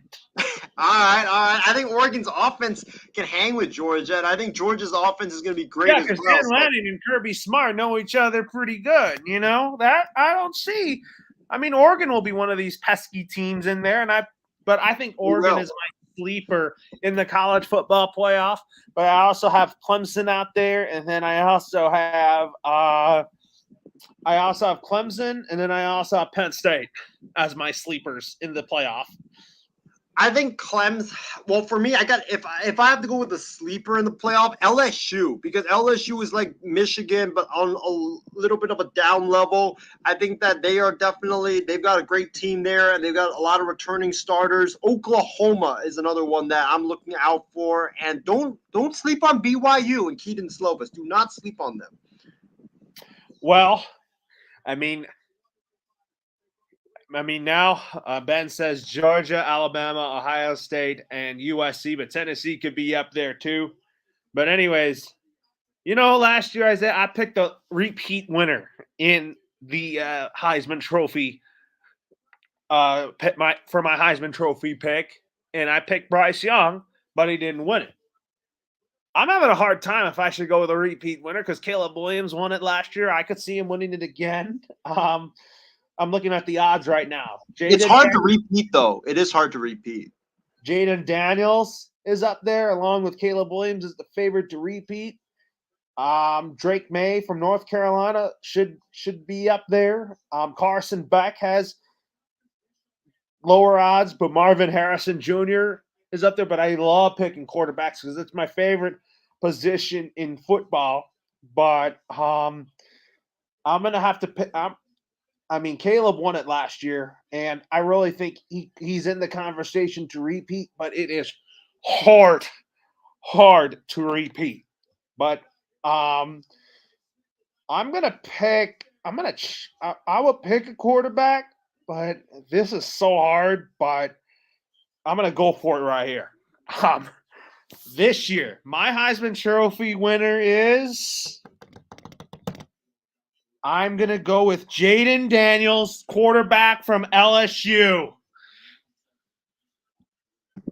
Good pick, Laurel. That is a very, very good pick. I think Jaden Daniels, he's going to be on prime time, week 1, and we're going to be picking this game later on in our week 1 college football pigskin pick'em segment. LSU versus Florida State. Brian Kelly versus Mike Norvell. Number 5 versus number 8. That's going to be a fantastic matchup. But Laurel, I was sifting through the odds of the Heisman Trophy contenders, and you know what? There's a lot of great ones. Caleb Williams is definitely up there. Marvin Harrison Jr., the receiver from Ohio State. Don't sleep on him. He probably will get it. He might be a finalist for it. Yeah, I think he could be a finalist for it. I'm trying to look at the other guys. You have Carson Beck, Kate Klubnik from Clemson, J.J. McCarthy from Michigan, Kyle McCord, the young freshman for Ohio State, Carter Weigman from Texas A&M, Will Rogers is in the mix as well. Wow. Even though I think Will Rogers will have a great year, I think that, he's going to prove to a lot of people that he's going to be a first-round pick in next year's NFL draft. I don't see him winning the Heisman. I think it's going to be someone else. Blake Corum, also the running back for Michigan. You know what, Loro? Since he's on the best team anyways, he's, the 5-star quarterback. Give me Carson Beck of Georgia. I think that Carson Beck, he's on the best team. He's going to have the national stage all the time to ball out. And with weapons like Brock Bowers and Ra Thomas, I don't think that Carson Beck is going to disappoint. And he's going to be in contention for the number 1 pick in next year's draft with Caleb Williams. So give me Carson Beck. I'm very high on Carson Beck. I think he's a very great talent. And I think that Carson Beck, with that big stage, the weapons that he has, he's going to lead Georgia to the national title, and he's going to have a fantastic year in his first year starting for the Bulldogs. So give me Carson Beck. That could happen, but I'm also not sleeping on guys I'm not sleeping on Will Rogers. Will Rogers is going to have a really good year. Quinn Ewers from Texas, I think, is going to be good when healthy because injuries really limited him. Cade Klubnik from Clemson, I think, is going to be really good. And then I think another sleeper is Sam Hartman and also Van Dyke from the U. Yeah, and he's going back. Van Dyke's going back to that offense, the old offense where he thrived in his freshman year. So I think he's going to be great. And also, you're right on Sam Hartman. I mean, they blew out Navy in week 0, 42-3, and Hartman looked like a stud. So don't sleep on Notre Dame too for the playoffs. Oh, Notre Dame, I think, is going to be really, really good. But I'll tell you, now my coach of the year pick. I mean, I don't mean to be biased here because I would pick Nick Saban. I love the guy. I mean, Nick Saban is a great coach. I know you would pick – I know I like Kirby Smart too. I have a ton of respect for Kirby Smart. Brian Kelly, he's going to be up there in that race along with my guy Jim Harbaugh from Michigan. But you know what? My pick for coach of the year in college football is going to be my man from Michigan, Jim Harbaugh. You going with Jim Harbaugh? Yeah. All right, you're going with Jim Harbaugh. I think that's a good pick, Loro. I think Jim Harbaugh, like I said, this is his best team, and he's got to win it now since this is his best team. But, Loro, for me, I'm going to go with this guy. This would be an absolute no-brainer if he does lead this team to the college football playoffs and stun the world. Loro, I'm going with Blake Anderson of Utah State. If he leads tiny Utah State to the college football playoffs out of the Mountain West, there's no doubt he's got to be the college coach of the year because there's been no Mountain West team that's ever gone to the college football playoffs. And if Anderson does it in year number 4, I believe, at Utah State, just give him the college football playoff or give him the college football coach of the year trophy already because that would be a remarkable accomplishment by Blake Anderson. So my pick is Blake Anderson because I got the Aggies going to the college football playoffs. Well, week 0 is past, but before we go to final thoughts, we got to pick our week 1 games. So I'm going to start with Utah and Florida here. I mean, like you said, I don't trust Billy Napier, but they made a great quarterback in Anthony Richardson, who I think is going to be a great star for the Indianapolis Colts, change their culture and offense around. But I'm going to go with the number 14th ranked Utah to beat Florida. Give me the Gators, Loro. There's going to be a lot of. Oh, you go ahead. I didn't hear you. What were you saying again? Sorry about that. I was muted. I didn't realize I was. Go ahead and who's your pick for that game? Utah and Florida. Right here. The Gators. There's going to be a lot of chopping going on in Utah tomorrow night. It's in Utah, but guess what? Utah's quarterback, Cam Rising, who balled out last year, he looks like a stud. He is out for that game against the Florida Gators. And when you don't have your top quarterback going, give me the other team all the time. So give me the Gators. No Rising. That's a big blow for Utah. I think Florida wins it, and I think Florida wins it pretty handily tomorrow. Next up, we talk about J.J. McCarthy and the Michigan Wolverines taking on East Carolina. I'm easily picking Michigan. I think it's going to be a blowout. I really think Michigan's going to start out the season 1-0. And I think they're going to win their first 3 games before Jim Harbaugh comes back from suspension. Right here. This is my pick. Too easy. Michigan's going to blow out East Carolina. This game's not even going to be competitive. Let's talk about 25th ranked Iowa Hawkeyes going up against Utah State. That is going to be a really good game on Saturday morning when you wake up for your coffee and eat your breakfast to start your day with college football. I'm going to pick the Iowa Hawkeyes to get this win. Well, before I get to that game, about the Michigan-East Carolina game, Ben says, Michigan lock, hammer the lock. Listen to Ben on that. Hammer the lock. You know what? I'm feeling an upset. I don't trust Iowa. Their offense is stale. Their offense is not that good. I know they got McNamara from Michigan, but McNamara has struggled at Michigan. That's why he lost the job to J.J. McCarthy Loro, give me Cooper Ligas and the Aggies to go into Kinnick Stadium and upset the Iowa Hawkeyes. The Aggies got a better offense. Their rushing attack is so good. I don't know if Iowa can contain that rushing attack and stop Cooper Ligas. Give me the Aggies to pull off the Week 1 stunner. Next, I mean, I wouldn't be shocked about that because Utah State's going to be one of those guys, one of those teams that could be very pesky. But I have an upset pick coming. 17th ranked TCU going up against Colorado. You're going to love this. I'm going with Prime Time to get his first win in TCU. And Deion Sanders is going to lead the Colorado Buffaloes to a victory against the Horned Frogs. You know what?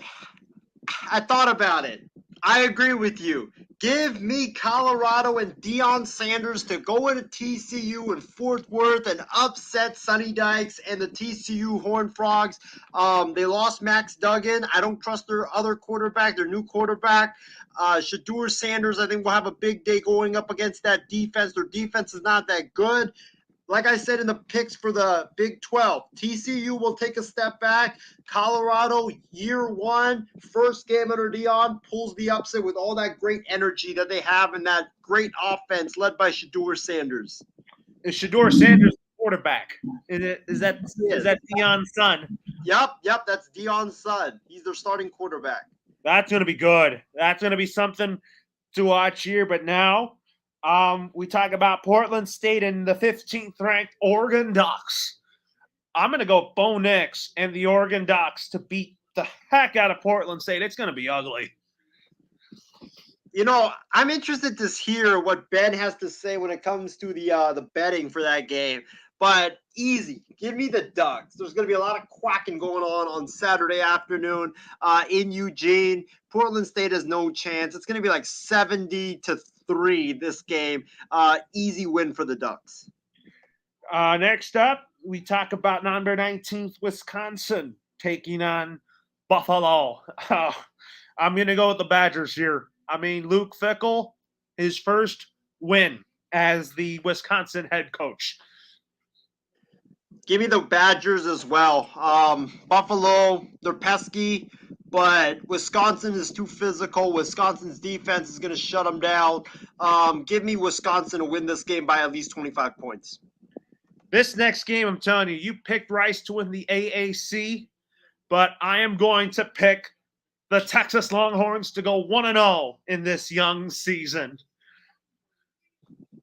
Laurel, I think this game is going to be not a stunner, but I think this is going to be surprise a lot of people. I think Rice is going to be in this game because of JT Daniels and because I don't trust Texas's defense going up against that Rice potent offense. I think it's going to be a shootout, but in the end, give me Texas. I think their offense is just better than Rice's defense.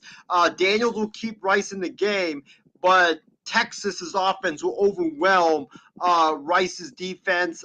Give me Texas in a shootout win over Rice. Well, we got to talk about this game now. The Indiana Hoosiers going up against the Buckeyes of Ohio State. I mean, do I want to see Ohio State lose? Yes, but Indiana is not that good. So this is probably going to be my only weeks I have to go for Ohio State. You know, if Ben was on here, he probably would be like, I don't know. And, this game is tough because I thought this game was in Columbus. If it was in Columbus, Ohio State would easily win. But it's in Indiana, and it's in prime time. So, give me Ohio State, but this is going to be a close game because when you're going on the road, you're a top team going on the road. That's always the trickiest thing to ever play. So give me Ohio State, but it's going to be a very close game. I think it's going to be a really good game, but I think Ohio State will eke out a win here. But now we talk about Tennessee State going up against the Notre Dame Fighting Irish. I mean, their quarterback is a sleeper for the national championship, but I'm going to say Notre Dame goes 2-0 after that week 0 win over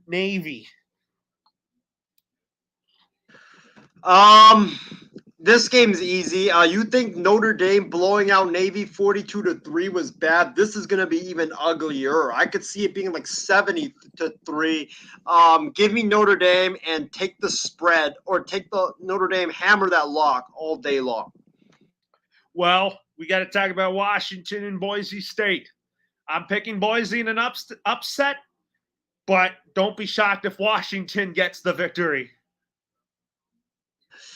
This is going to be the game of the week besides LSU and Florida State. This game, Boise and Washington, I've had so much trouble with this pick because I could see Boise going and just upsetting Washington, but it's in Seattle.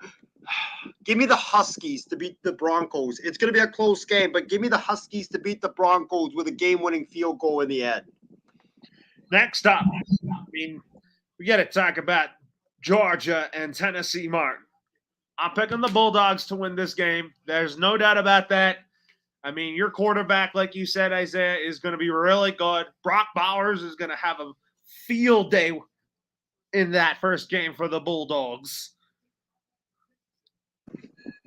Easy. Georgia, no doubt about it. Georgia's going to blow them out, and Carson Beck is going to start off his career as the Georgia starting quarterback with a bang. Give me Carson Beck in Georgia. I think Carson Beck throws for over 400 yards and 6 touchdowns. Georgia wins this easily. Give me Georgia like 56-10. Ooh, I'm with you on that, but Nevada taking on the USC Trojans. USC beat San Jose State last week, but it was not easy for them. Their defense has got to get it together. But I'm going to pick USC to go 2-0. Give me the Trojans. Nevada is not as potent of an offense as San Jose State. I think they're going to struggle to score against USC. USC's offense is just too good for Nevada's defense. So Trojans by at least 30. Ooh, that might be good here. But now, West Virginia Mountaineers going up against 7th-ranked Penn State. West Virginia is on the uptick again in college football. But Penn State with James Franklin, it's not easy over at Penn State with that whiteout that they have there. But I am going to pick the Penn State Nittany Lions to beat the Mountaineers of West Virginia. But West Virginia, we forgot to talk about them, Isaiah. I think West Virginia is going to have a great team this year. They had JT Daniels, I would agree, but JT Daniels left for Rice, and they have another quarterback, and Neil Brown, their head coach, is on the hot seat and almost got fired last year by West Virginia. And Laurel, we're going to have to talk about coaches that are on the hot seat after our Pigskin Pick'em. But for me, give me Penn State. The whiteout, it's in Penn State. New quarterback for West Virginia. Too much newness for my liking. Give me the Nittany Lions to beat West Virginia and the Mountaineers. And I think that Penn State, don't sleep on their quarterback. He's new, but he's very good. Well, Mac Brown and the North Carolina Tar Heels going up against the Gamecocks of South Carolina. Spencer Rattler, I like him, but I'm going to go with the Tar Heels of North Carolina. Is this in South Carolina or is it in North Carolina? It's in South Carolina. Give me the Gamecocks. I think the Gamecocks come in and pull the upset. It's going to be a shootout. It's going to be a fun game. But give me the Gamecocks. Shane Beamer's building a force there in South Carolina. Mac Brown, I think, is also building an ACC contender in North Carolina. It's going to be a fun game. Like Ben mentioned, Drake May versus Spencer Rattler. That quarterback matchup is going to be amazing. I can't wait for this game. I'm going to watch this game for sure. But give me the Gamecocks and Spencer Rattler to win this game and win it by just 3 points, Laurel. This is going to be a very close competitive game. Next up, we talk about Middle Tennessee and Alabama. 4th-ranked Crimson Tide, and I think Alabama will win that game. I'm going to watch, but if it is a blowout at halftime, then I'm going to switch games. This is going to be over by the end of the first quarter. I think that Middle Tennessee has no chance. Give me Alabama to win this, and Alabama wins it by at least 60 points. Yeah, they're probably going to beat them handedly. But the game I would want to tune into is UNC in South Carolina. And like Ben's prediction, give me UNC -7. That's how close that game's going to be. Well, next up, we're going to talk about the Sunday games. I mean, to conclude week 1. And then we have this Labor Day game with Duke and Clemson to talk about here. Oregon State going up against San Jose State.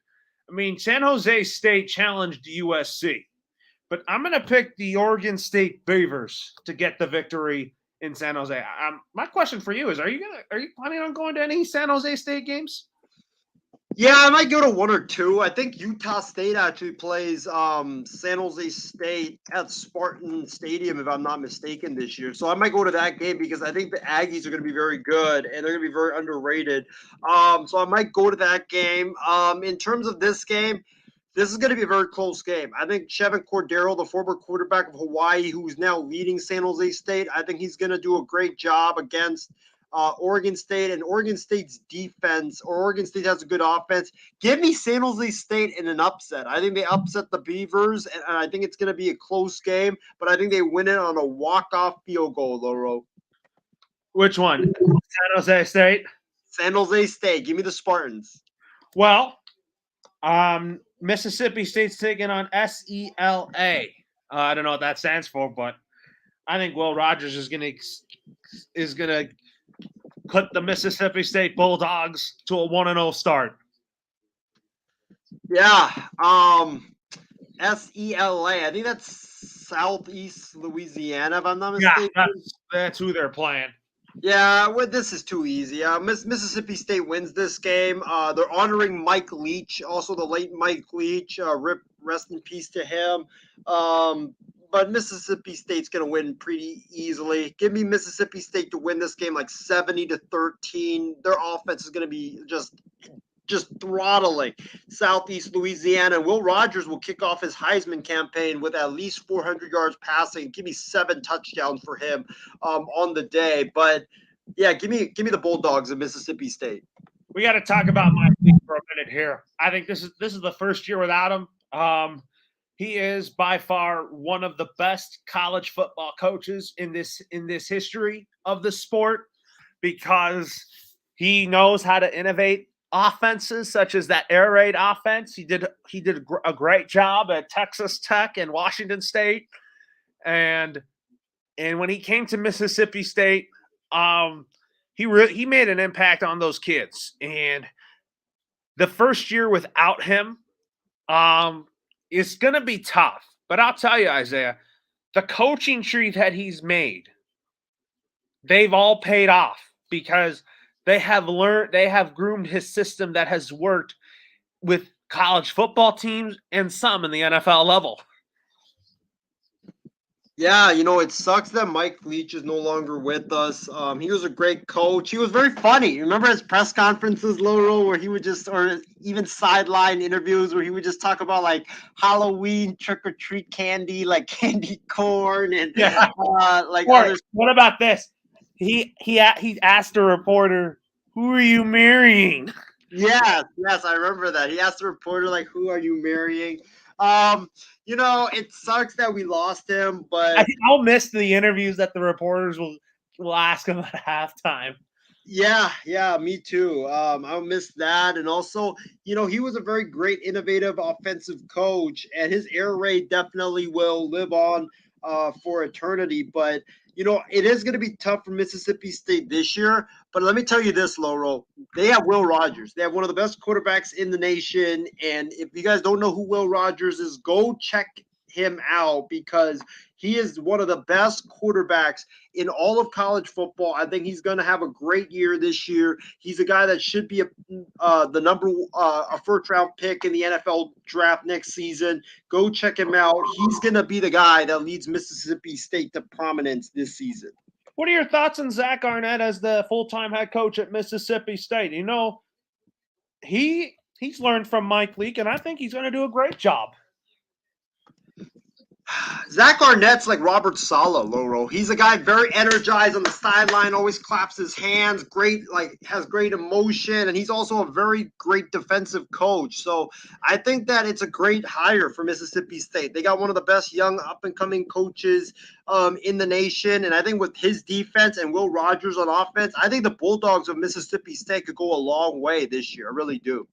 Why do you think Zach Arnett's like Robert Saleh?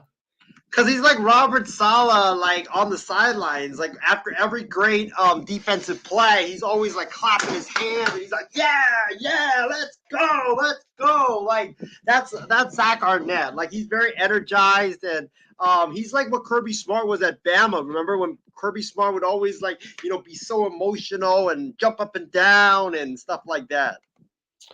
If you talk about that, I mean, Zach Arnett is not an offensive-minded head coach. He's letting the offensive coaches do their thing while he can focus on running the defense. Yeah, and they're going to be running the air raid this year again. So they're going to be putting up a lot of points. And I think Will Rogers, you think Brock Purdy's the perfect fit for the Shanahan offense. Will Rogers is the perfect fit for the air raid. I mean, this guy loves the air raid. He played in the air raid in high school, and he's going to ball out in the air raid. And remember, he leads the SEC in terms of passing yards. And he's going to, and that record's going to be untouchable after this season. Well, yeah, I think you might be right about that because that the air raid offense, I think, does work in the NFL, but this past year with Cliff Kingsbury, it didn't go too good. Well, air raid quarterbacks have actually thrived in the NFL. We look at Mahomes, Jalen Hurts played at the air raid in Oklahoma with Lincoln Riley. There's been a lot of air raid quarterbacks that have been really good lately. So I think Will Rogers could definitely thrive in the NFL as well. So do you think the air raid offense does work in the NFL too? I don't think the offense. I think it does, but it also doesn't. But I think the quarterbacks work in the NFL. Like you just have to have guys that have great arms. That's why I kind of asked that because when Cliff Kingsbury got fired, was it because of his failure to use the air raid offense?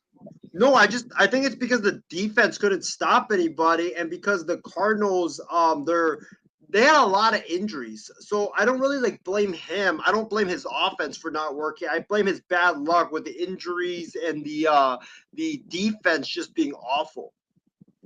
Talk about first-year head coaches in the SEC. We forgot to talk about that. Who do I think is going to make a big impact in year one with their teams between Hugh Freeze and Zach Arnett? I mean, Hugh Freeze has great experience because he's built great programs at Ole Miss.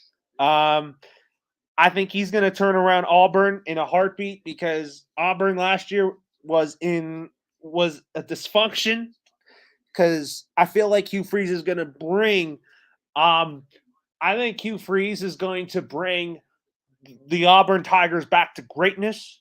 But with Zach Arnett, he's a guy that is like Robert Saleh. I agree with that. I mean, he's learned from Mike Leake, and I think Zach Arnett is gonna bring a lot of energy on that sideline at Mississippi State, and his matchups against Ole Miss in the Egg Bowl game, boy, that is going to be fun. A fun Egg Bowl this year.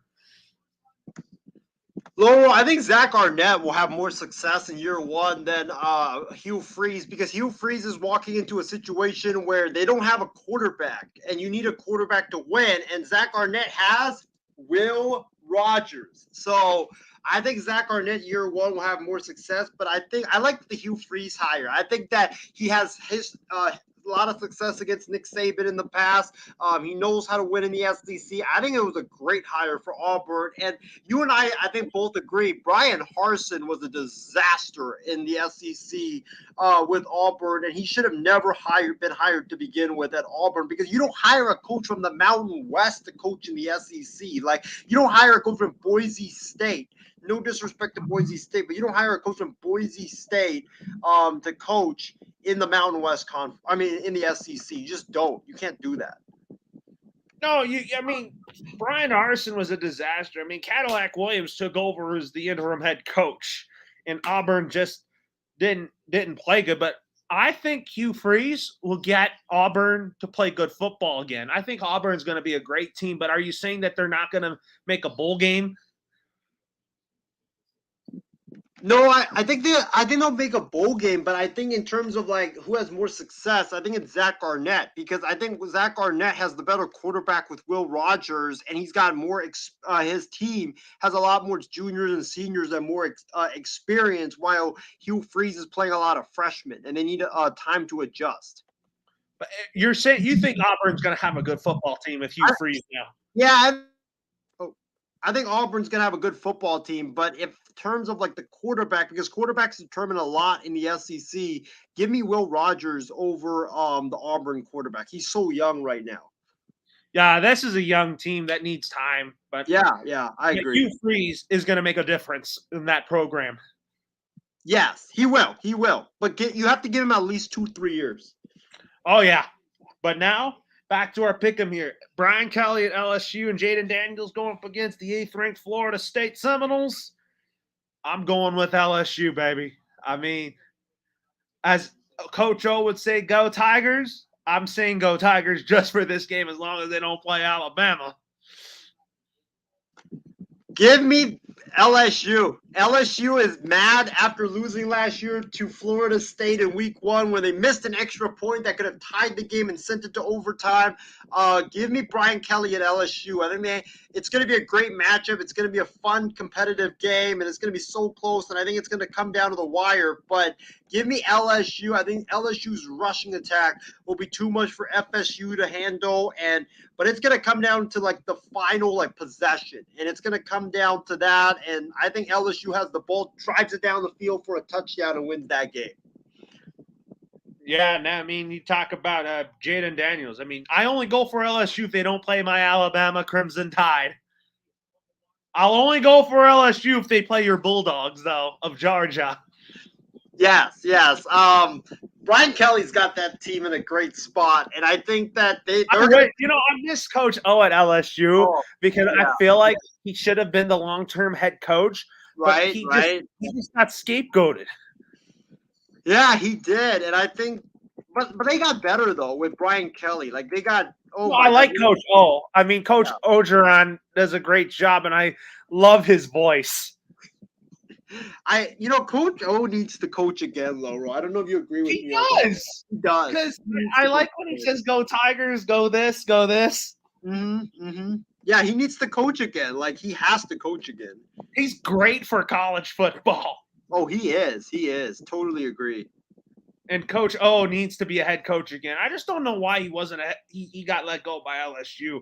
I want to see him be a head coach again in the college football world, just because of his energy, his ability to build great programs, such as having a good offensive staff, a great defensive staff, building great lines. Yeah, and I think he like another team needs to hire him. Like Northwestern, they need a coach. They should hire him. They could use him. Yeah, didn't Northwestern fire Pat Fitzgerald because of the scandals? Yeah, they did. Yeah, they need Coach O. Coach O would be great for Northwestern. Yeah, Northwestern should look into him, but so that he can say go whoever. It'll be go Wildcats. Go Cats. He'll say go. I want him to say go anything again. Oh, yeah, I totally agree. But we got the Clemson Tigers going up against the Duke Blue Devils. I'll tell you, when it comes to Duke, I'm a fan of the Duke Blue Devils college basketball team. But when it comes to football, not too much because I like Duke in basketball, Well, Duke in football is actually they've been good now. They were good last year. I'm saying they're not known for football. I like basketball. When it comes to Duke athletics, I like their basketball team with John Shire. Although he's no Coach K, I think because Coach K has been a legend there. I've always liked Duke basketball because of Coach K, but John Shire I think has done a great job. Yeah, I agree. I think that John Shire's no Coach K, but. He did a good job this past season. He did a good job. So in year 1, I think he's going to do great in year 2. I have confidence in that. No doubt about it. And I think Duke basketball is back to where it is. And then you talk about Jim Boeheim retiring, which I think the Syracuse basketball team will get a fresh start. Yeah, they needed a new voice. I think Jim Boeheim was a great coach, but it was time for him to retire, sadly. Yeah, I mean, Syracuse is not known for football, but I think their basketball program is going to be coming back to being good. Yep. And Jim Larinaga at the U, I think, is going to do a great job. I see no doubt in him winning a championship with them. But and as in terms of this game in Death Valley, I'm going with the Clemson Tigers.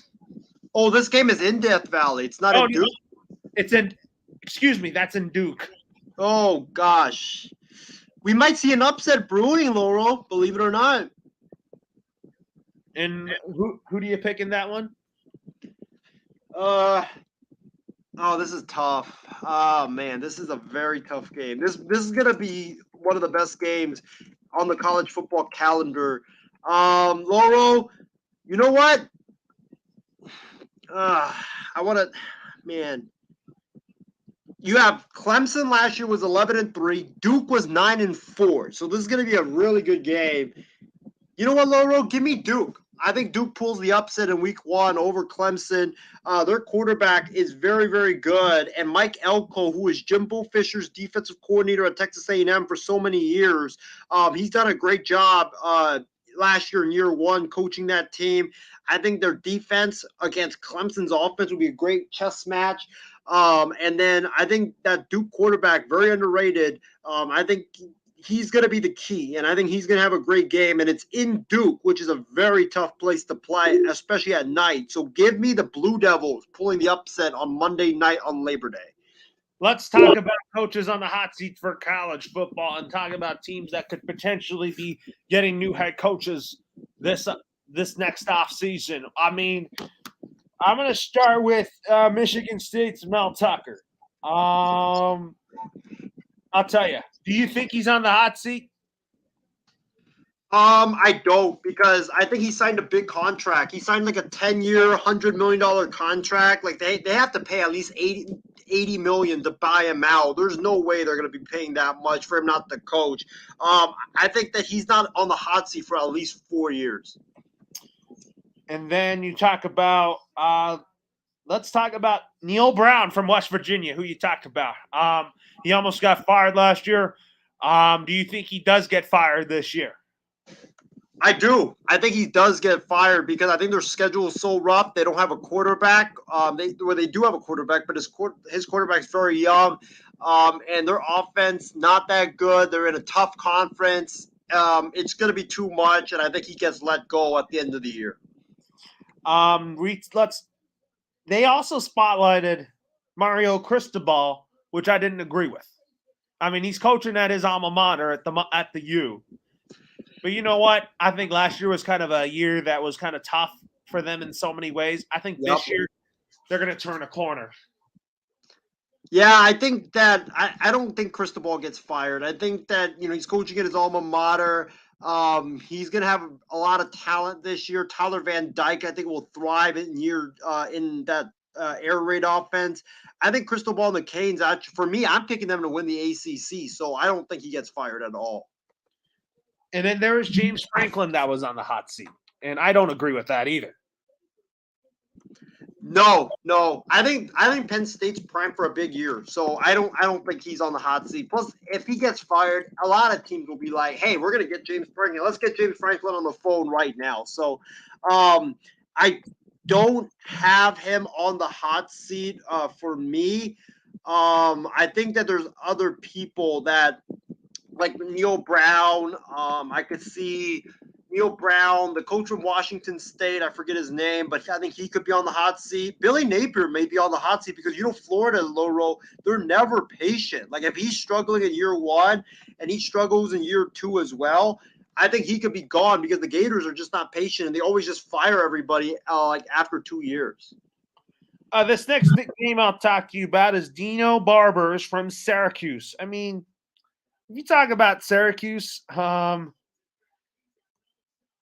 don't know what that program is all about in college football. I do think he's going to get fired because he was supposed to get fired last year. He was on the hot seat. They started 6-0, Loro, and guess what? They finished 0-7. They lost 7 in a row to finish 6-7, and they completely collapsed down the stretch. So I think he gets fired. They have a tough schedule. I think they play in the ACC, right? The Syracuse play in the ACC. Yes, they do. Yeah. So that's going to be tough with Miami, with Clemson, North Carolina. I think Syracuse struggles, and I think Babers is finally out at Syracuse, and the Orange are looking for a new coach. Let's talk about another hot seat rank pick here. What about Sam Pittman from Arkansas? No, because they love him too much. I don't see him getting fired, and I think that I don't think last year was his fault. There was so many injuries, and they turned the ball over a lot. Like Sam Pittman can't control you not turning the football over. Was that Sam Pittman's guys, Arkansas Razorbacks? They turned the football over a lot. There were so many injuries. Like Sam Pittman can't control that. Let's talk about this. This next name I'm going to bring up is what about Mike Stoops from Kentucky? I mean, I like Mike Stoops. Mark Stoops, by the way. I think he does because I don't think Kentucky's going to be that good this year. And you have to battle Georgia. You have to battle Tennessee. You have to battle the Gators potentially. I think Mark Stoops gets fired and lets go because Kentucky wasn't good last year. I don't think they're going to be good this year. Are you saying the early favorite for Northwestern's head coaching job should be Ed Orgeron? I pick Ed Orgeron for that position too. Yeah. I can see it. Well, it depends on who gets fired. I think Stoops is gone. Loro, this might be a shocker. Don't be shocked if Billy Napier gets fired. The Gator fan base is never patient. Why do you think that fan base in the swamp is not patient? Well, because Jim McElwain won he went to 2 SEC championship games. He won the SEC one time, and he got ran out after one bad year at Florida. And then Dan Mullen, remember Dan Mullen? He went to the SEC championship game, and then a year later he gets run out because he had a bad year. So they're never patient. One bad year and you're toast. Napier had a bad year already last year. They went, I think, 4-8, and I just don't see things getting better for the Gators in year 2 under Napier. Oh my gosh, yeah, they might need a new head coach because I think their best head coach was Urban Meyer, who took them to the national title game, and he had success there. Steve Spurrier had success there. So, So the Florida Gators football program hasn't had sustainable success. No, they've had not a lot of sustainable success, and it's because they just keep running out coaches after a bad year. It's like they shouldn't do that. They got to be more patient with them. Yeah. That's why I think that if Napier has a bad year, I could see him getting fired just because their fan base is not patient at all. What about Rutgers' Greg Schiano? Yeah, I think so because I think Rutgers is going to only win one game this season. I think that Rutgers, they're not a good football team, and Schiano sadly hasn't been able to have success like he did when he was at Rutgers his first time around. This is his second time around with the program. Yeah. So, what about Oklahoma State's Mike Gundy? I love that guy, but he's been there for 18 years.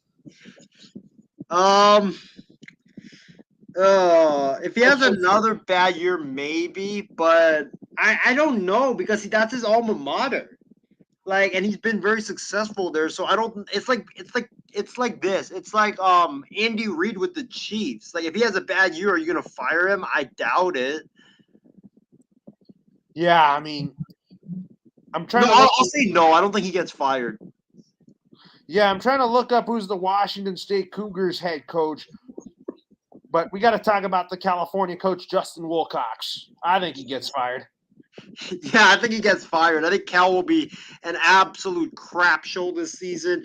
I don't think they win more than 4 games. I think it's like Stanford, they're just both Cal and Stanford are just down in the dumps right now, and Cal's offense is absolutely horrible. Their defense, is good, but you can't win with just defense. So yeah, I think he gets fired. Oh, let's talk about Jake Dickard, the Washington State Cougars head coach. Probably, you might think he gets fired too. I think he does because Nick Rolovich, remember, got fired because he didn't take the vaccine. And remember, the Cougars didn't really want to hire Dicker. It's just that they had a lot of success with him, and they kind of got cheap. And I don't think the Cougs are going to be very good this year in the Pac-12. So I do think he gets fired. So, anyways, now, we're going to go to some final thoughts and announcements here. So now on Labor Day, Monday, we will have the extra point where we will have our week 1 picks based on your own point differential. So I'm going to be asking everybody who they like in this week based on your own point differential. It could be by a touchdown, by a field goal at the last second in the fourth quarter. But if you predict a win in overtime, you have to predict the outcome of what happens in overtime. It could be a pick 6. It could be a game-winning field goal in overtime, or it could be a strip fumble or overtime or something like that. That's kind of how we're all doing it this year. And I think this is going to be good for everybody. That way everybody can kind of predict what's going to happen. But everybody has their week 1 picks ready to go, which I know I have. You can have an upset pick too, because I know Isaiah loves going bold, and you may like upset picks based on certain matchups too, Isaiah. Yeah, I can't wait, man. I can't wait. Football season is back, Laurel. We've waited a long time, but football season is finally back, beginning with college football this upcoming week. So I cannot wait for that. I can't wait for all the games that are going to be happening, man. And then you have the NFL coming up next week. Extra Points going to be coming back. So tune in for that. It's definitely one of the most exciting times of the year. I want to thank Ben for coming on and also blowing up our comment section with a lot of great comments. He gave his picks for all the games. He said that Mississippi State is going to win. Bama's going to win. UNC -7. USC to cover. He put out all his picks. Georgia -30. Give me the over 60-13. Ohio State -15 over Indiana. So, we're going to have a lot of fun, man. Extra point with all those picks. I can't wait for that. I think, Laurel, if I'm not mistaken, we're also going to be giving our Super Bowl pick, right? Because we never gave our Super Bowl pick. We're going to do that too on we're going to do that too on Monday. Because one of the games to highlight here on our NFL picks for week 1, Chiefs Lions, that's going to be a game to talk about. And then you talk about Cowboys and Giants. I have my pick in for that. And then the Bills and Jets game on Monday night. And then we got to talk about first-time coaches making their debuts with their new teams, like rookie head coaches Shane Steichen and Jonathan Gannon are making their head coaching debuts. Frank Reich makes his Carolina Panthers head coaching debut against the Falcons, which is going to be a really big game for the Carolina Panthers, which I have confidence that Carolina is going to beat the Falcons, but that's not going to be easy because Atlanta's offense is going to be quite a challenge. They're going to be one of the top offenses in the league. And then rookie quarterback debuts in Stroud, Young, and Richardson. I mean, the Colts play the Jaguars in week 1. Yep. And then Patriots and Eagles. And then obviously better be excited about the Sean Payton era beginning with the Las Vegas Raiders. And I can't wait. That might be a blowout. Oh, and that's in Denver, right? That's going to be in Denver. Sean Payton, that's his first game as the head coach of the Denver Broncos. Yep.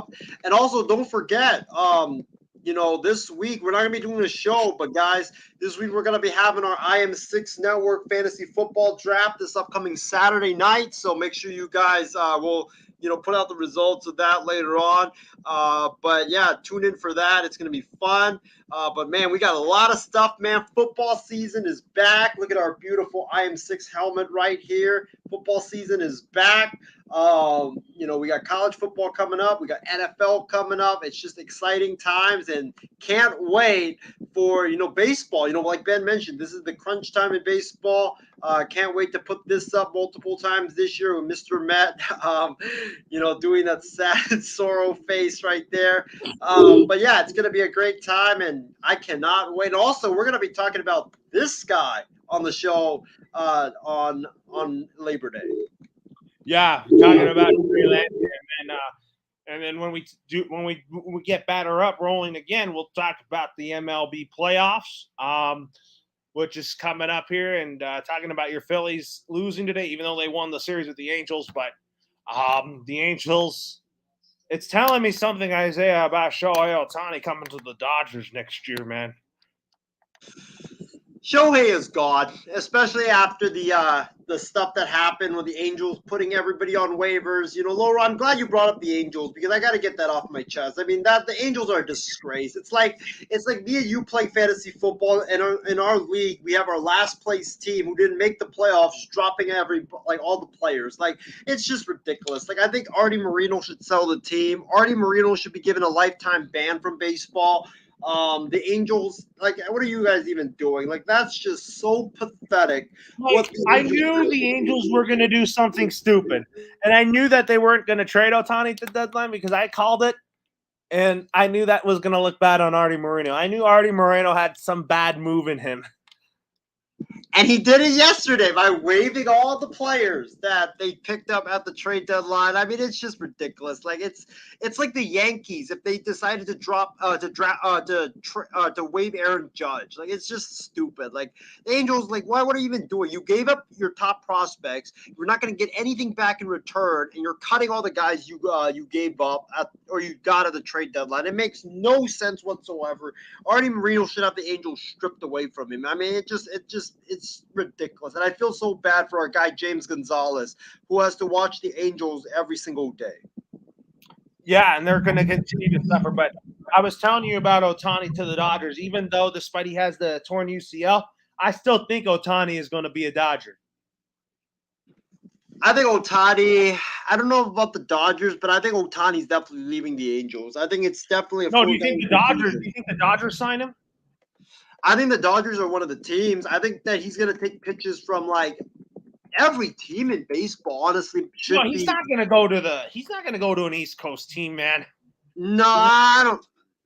Yeah, I agree with you. I don't think he's going to go to an East Coast team. Only if the Yankees double what everybody else is offering. That's the only. The Yankees are. I don't think he's a Yankee. No, well, Aaron Boone's going to be gone after the year. That's what I think. Yeah, there's no way they're bringing him back. Oh, he's been a disgrace for the Yankees. Brian Cashman should be gone too, with the way that he put together. I think too. I mean, he's been there way too long. Yeah. It's what we always say. When a guy's been there for so long, a change is good. No, I have a ton of respect for Brian Cashman. He's brought World Series teams during the Jeter era. He's done great things for that organization, but there's a point where a change is needed, and Brian Cashman has made dumb decisions in recent years. Yeah. I think a change is needed in New York, both in the front office and also in the dugout. But back to Ohtani. Yeah, go ahead. No, I don't think the Yankees get Ohtani just because they have so much money to Aaron Judge and Garrett Cole and Carlos Rodon.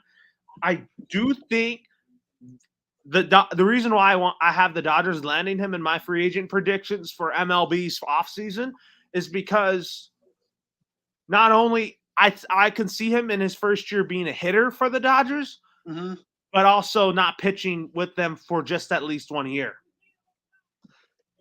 Yeah, I could see that. I think that Ohtani's not going to pitch in his first 2 years because he's going to be recovering from surgery. So, I think the Dodgers are a great option, and for me, I think it's my leading candidate to sign Ohtani.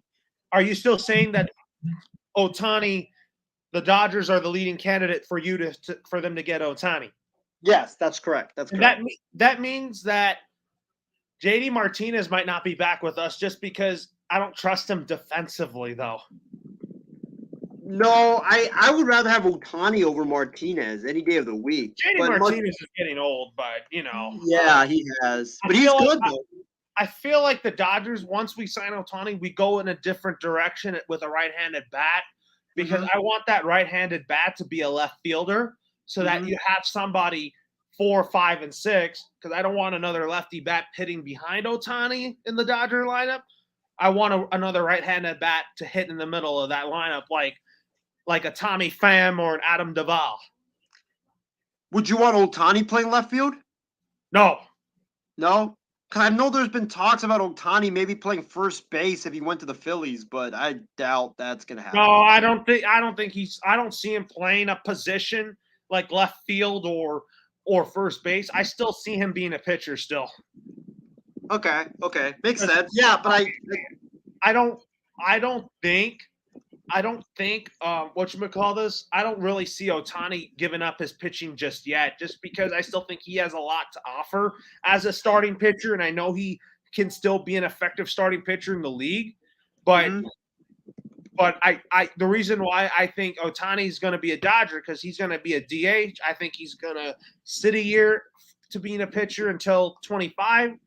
And as for who I want as a right-handed bat for the Dodgers, I want the Dodgers to get either Adam Duvall or Tommy Pham. Yeah, I mean, I think the Dodgers are going to be in very good position to sign a lot of players this offseason. And I still think we can keep Kershaw and Urias too. Oh, for sure. Here's the thing with Kershaw. Kershaw's going to be a Dodger. If he's not staying a Dodger, it's going to be because he wants to go home and play for his Texas Rangers, just like Freddie Freeman did. It's going to be one of those moves. Yeah, I can see that, but I also think the Dodgers will have enough money for them to give Julio Urias at least a 5-year deal because he's not worth a 10-year deal at this point. No. Because I think was that those 10-year deals are too much, to a lot of players. No, I think Ohtani's going to get a 10-year deal. Oh, he will, but I don't think Urias would get a 10-year deal. No, I think Ohtani gets a 10-year deal with the Dodgers. I think between $500 million or $495 million. Yeah, I can see that. That's my projection with Ohtani. And then I think I also heard rumors about Pete Alonso being traded, and I don't see it happening.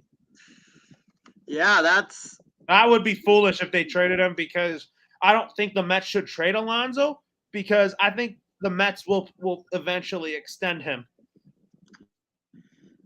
Yeah, but he's going to be very interesting. He's going to be a case to watch out for this offseason. Yeah, when it comes to trade candidates, too. Pete Alonso's a hot name in the trade market. Juan Soto should be on there, too. But if the Dodgers don't get Ohtani, then I would have Andrew Friedman try to call A.J. Preller to see the availability for Juan Soto.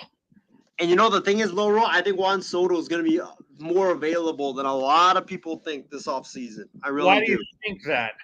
Because he's got one more year after this season, and the Padres. Here's the thing: if the Dodgers trade for Juan Soto, I wouldn't mind giving up Michael Busch or Miguel Vargas to San Diego. I mean, how I see it is that if Soto does get traded to the Dodgers, he'll get traded there. But I also see him signing a long-term extension with us. Yeah. You have to get him to sign an extension if you trade for him.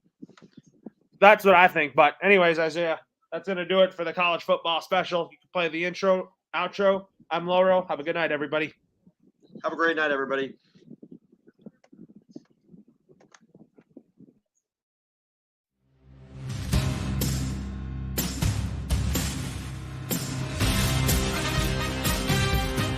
Now, from left to right to the short side of the field. Rogers again wants to pass. Rolling to his right. Throws to the end zone, and it's caught. He's got a touchdown.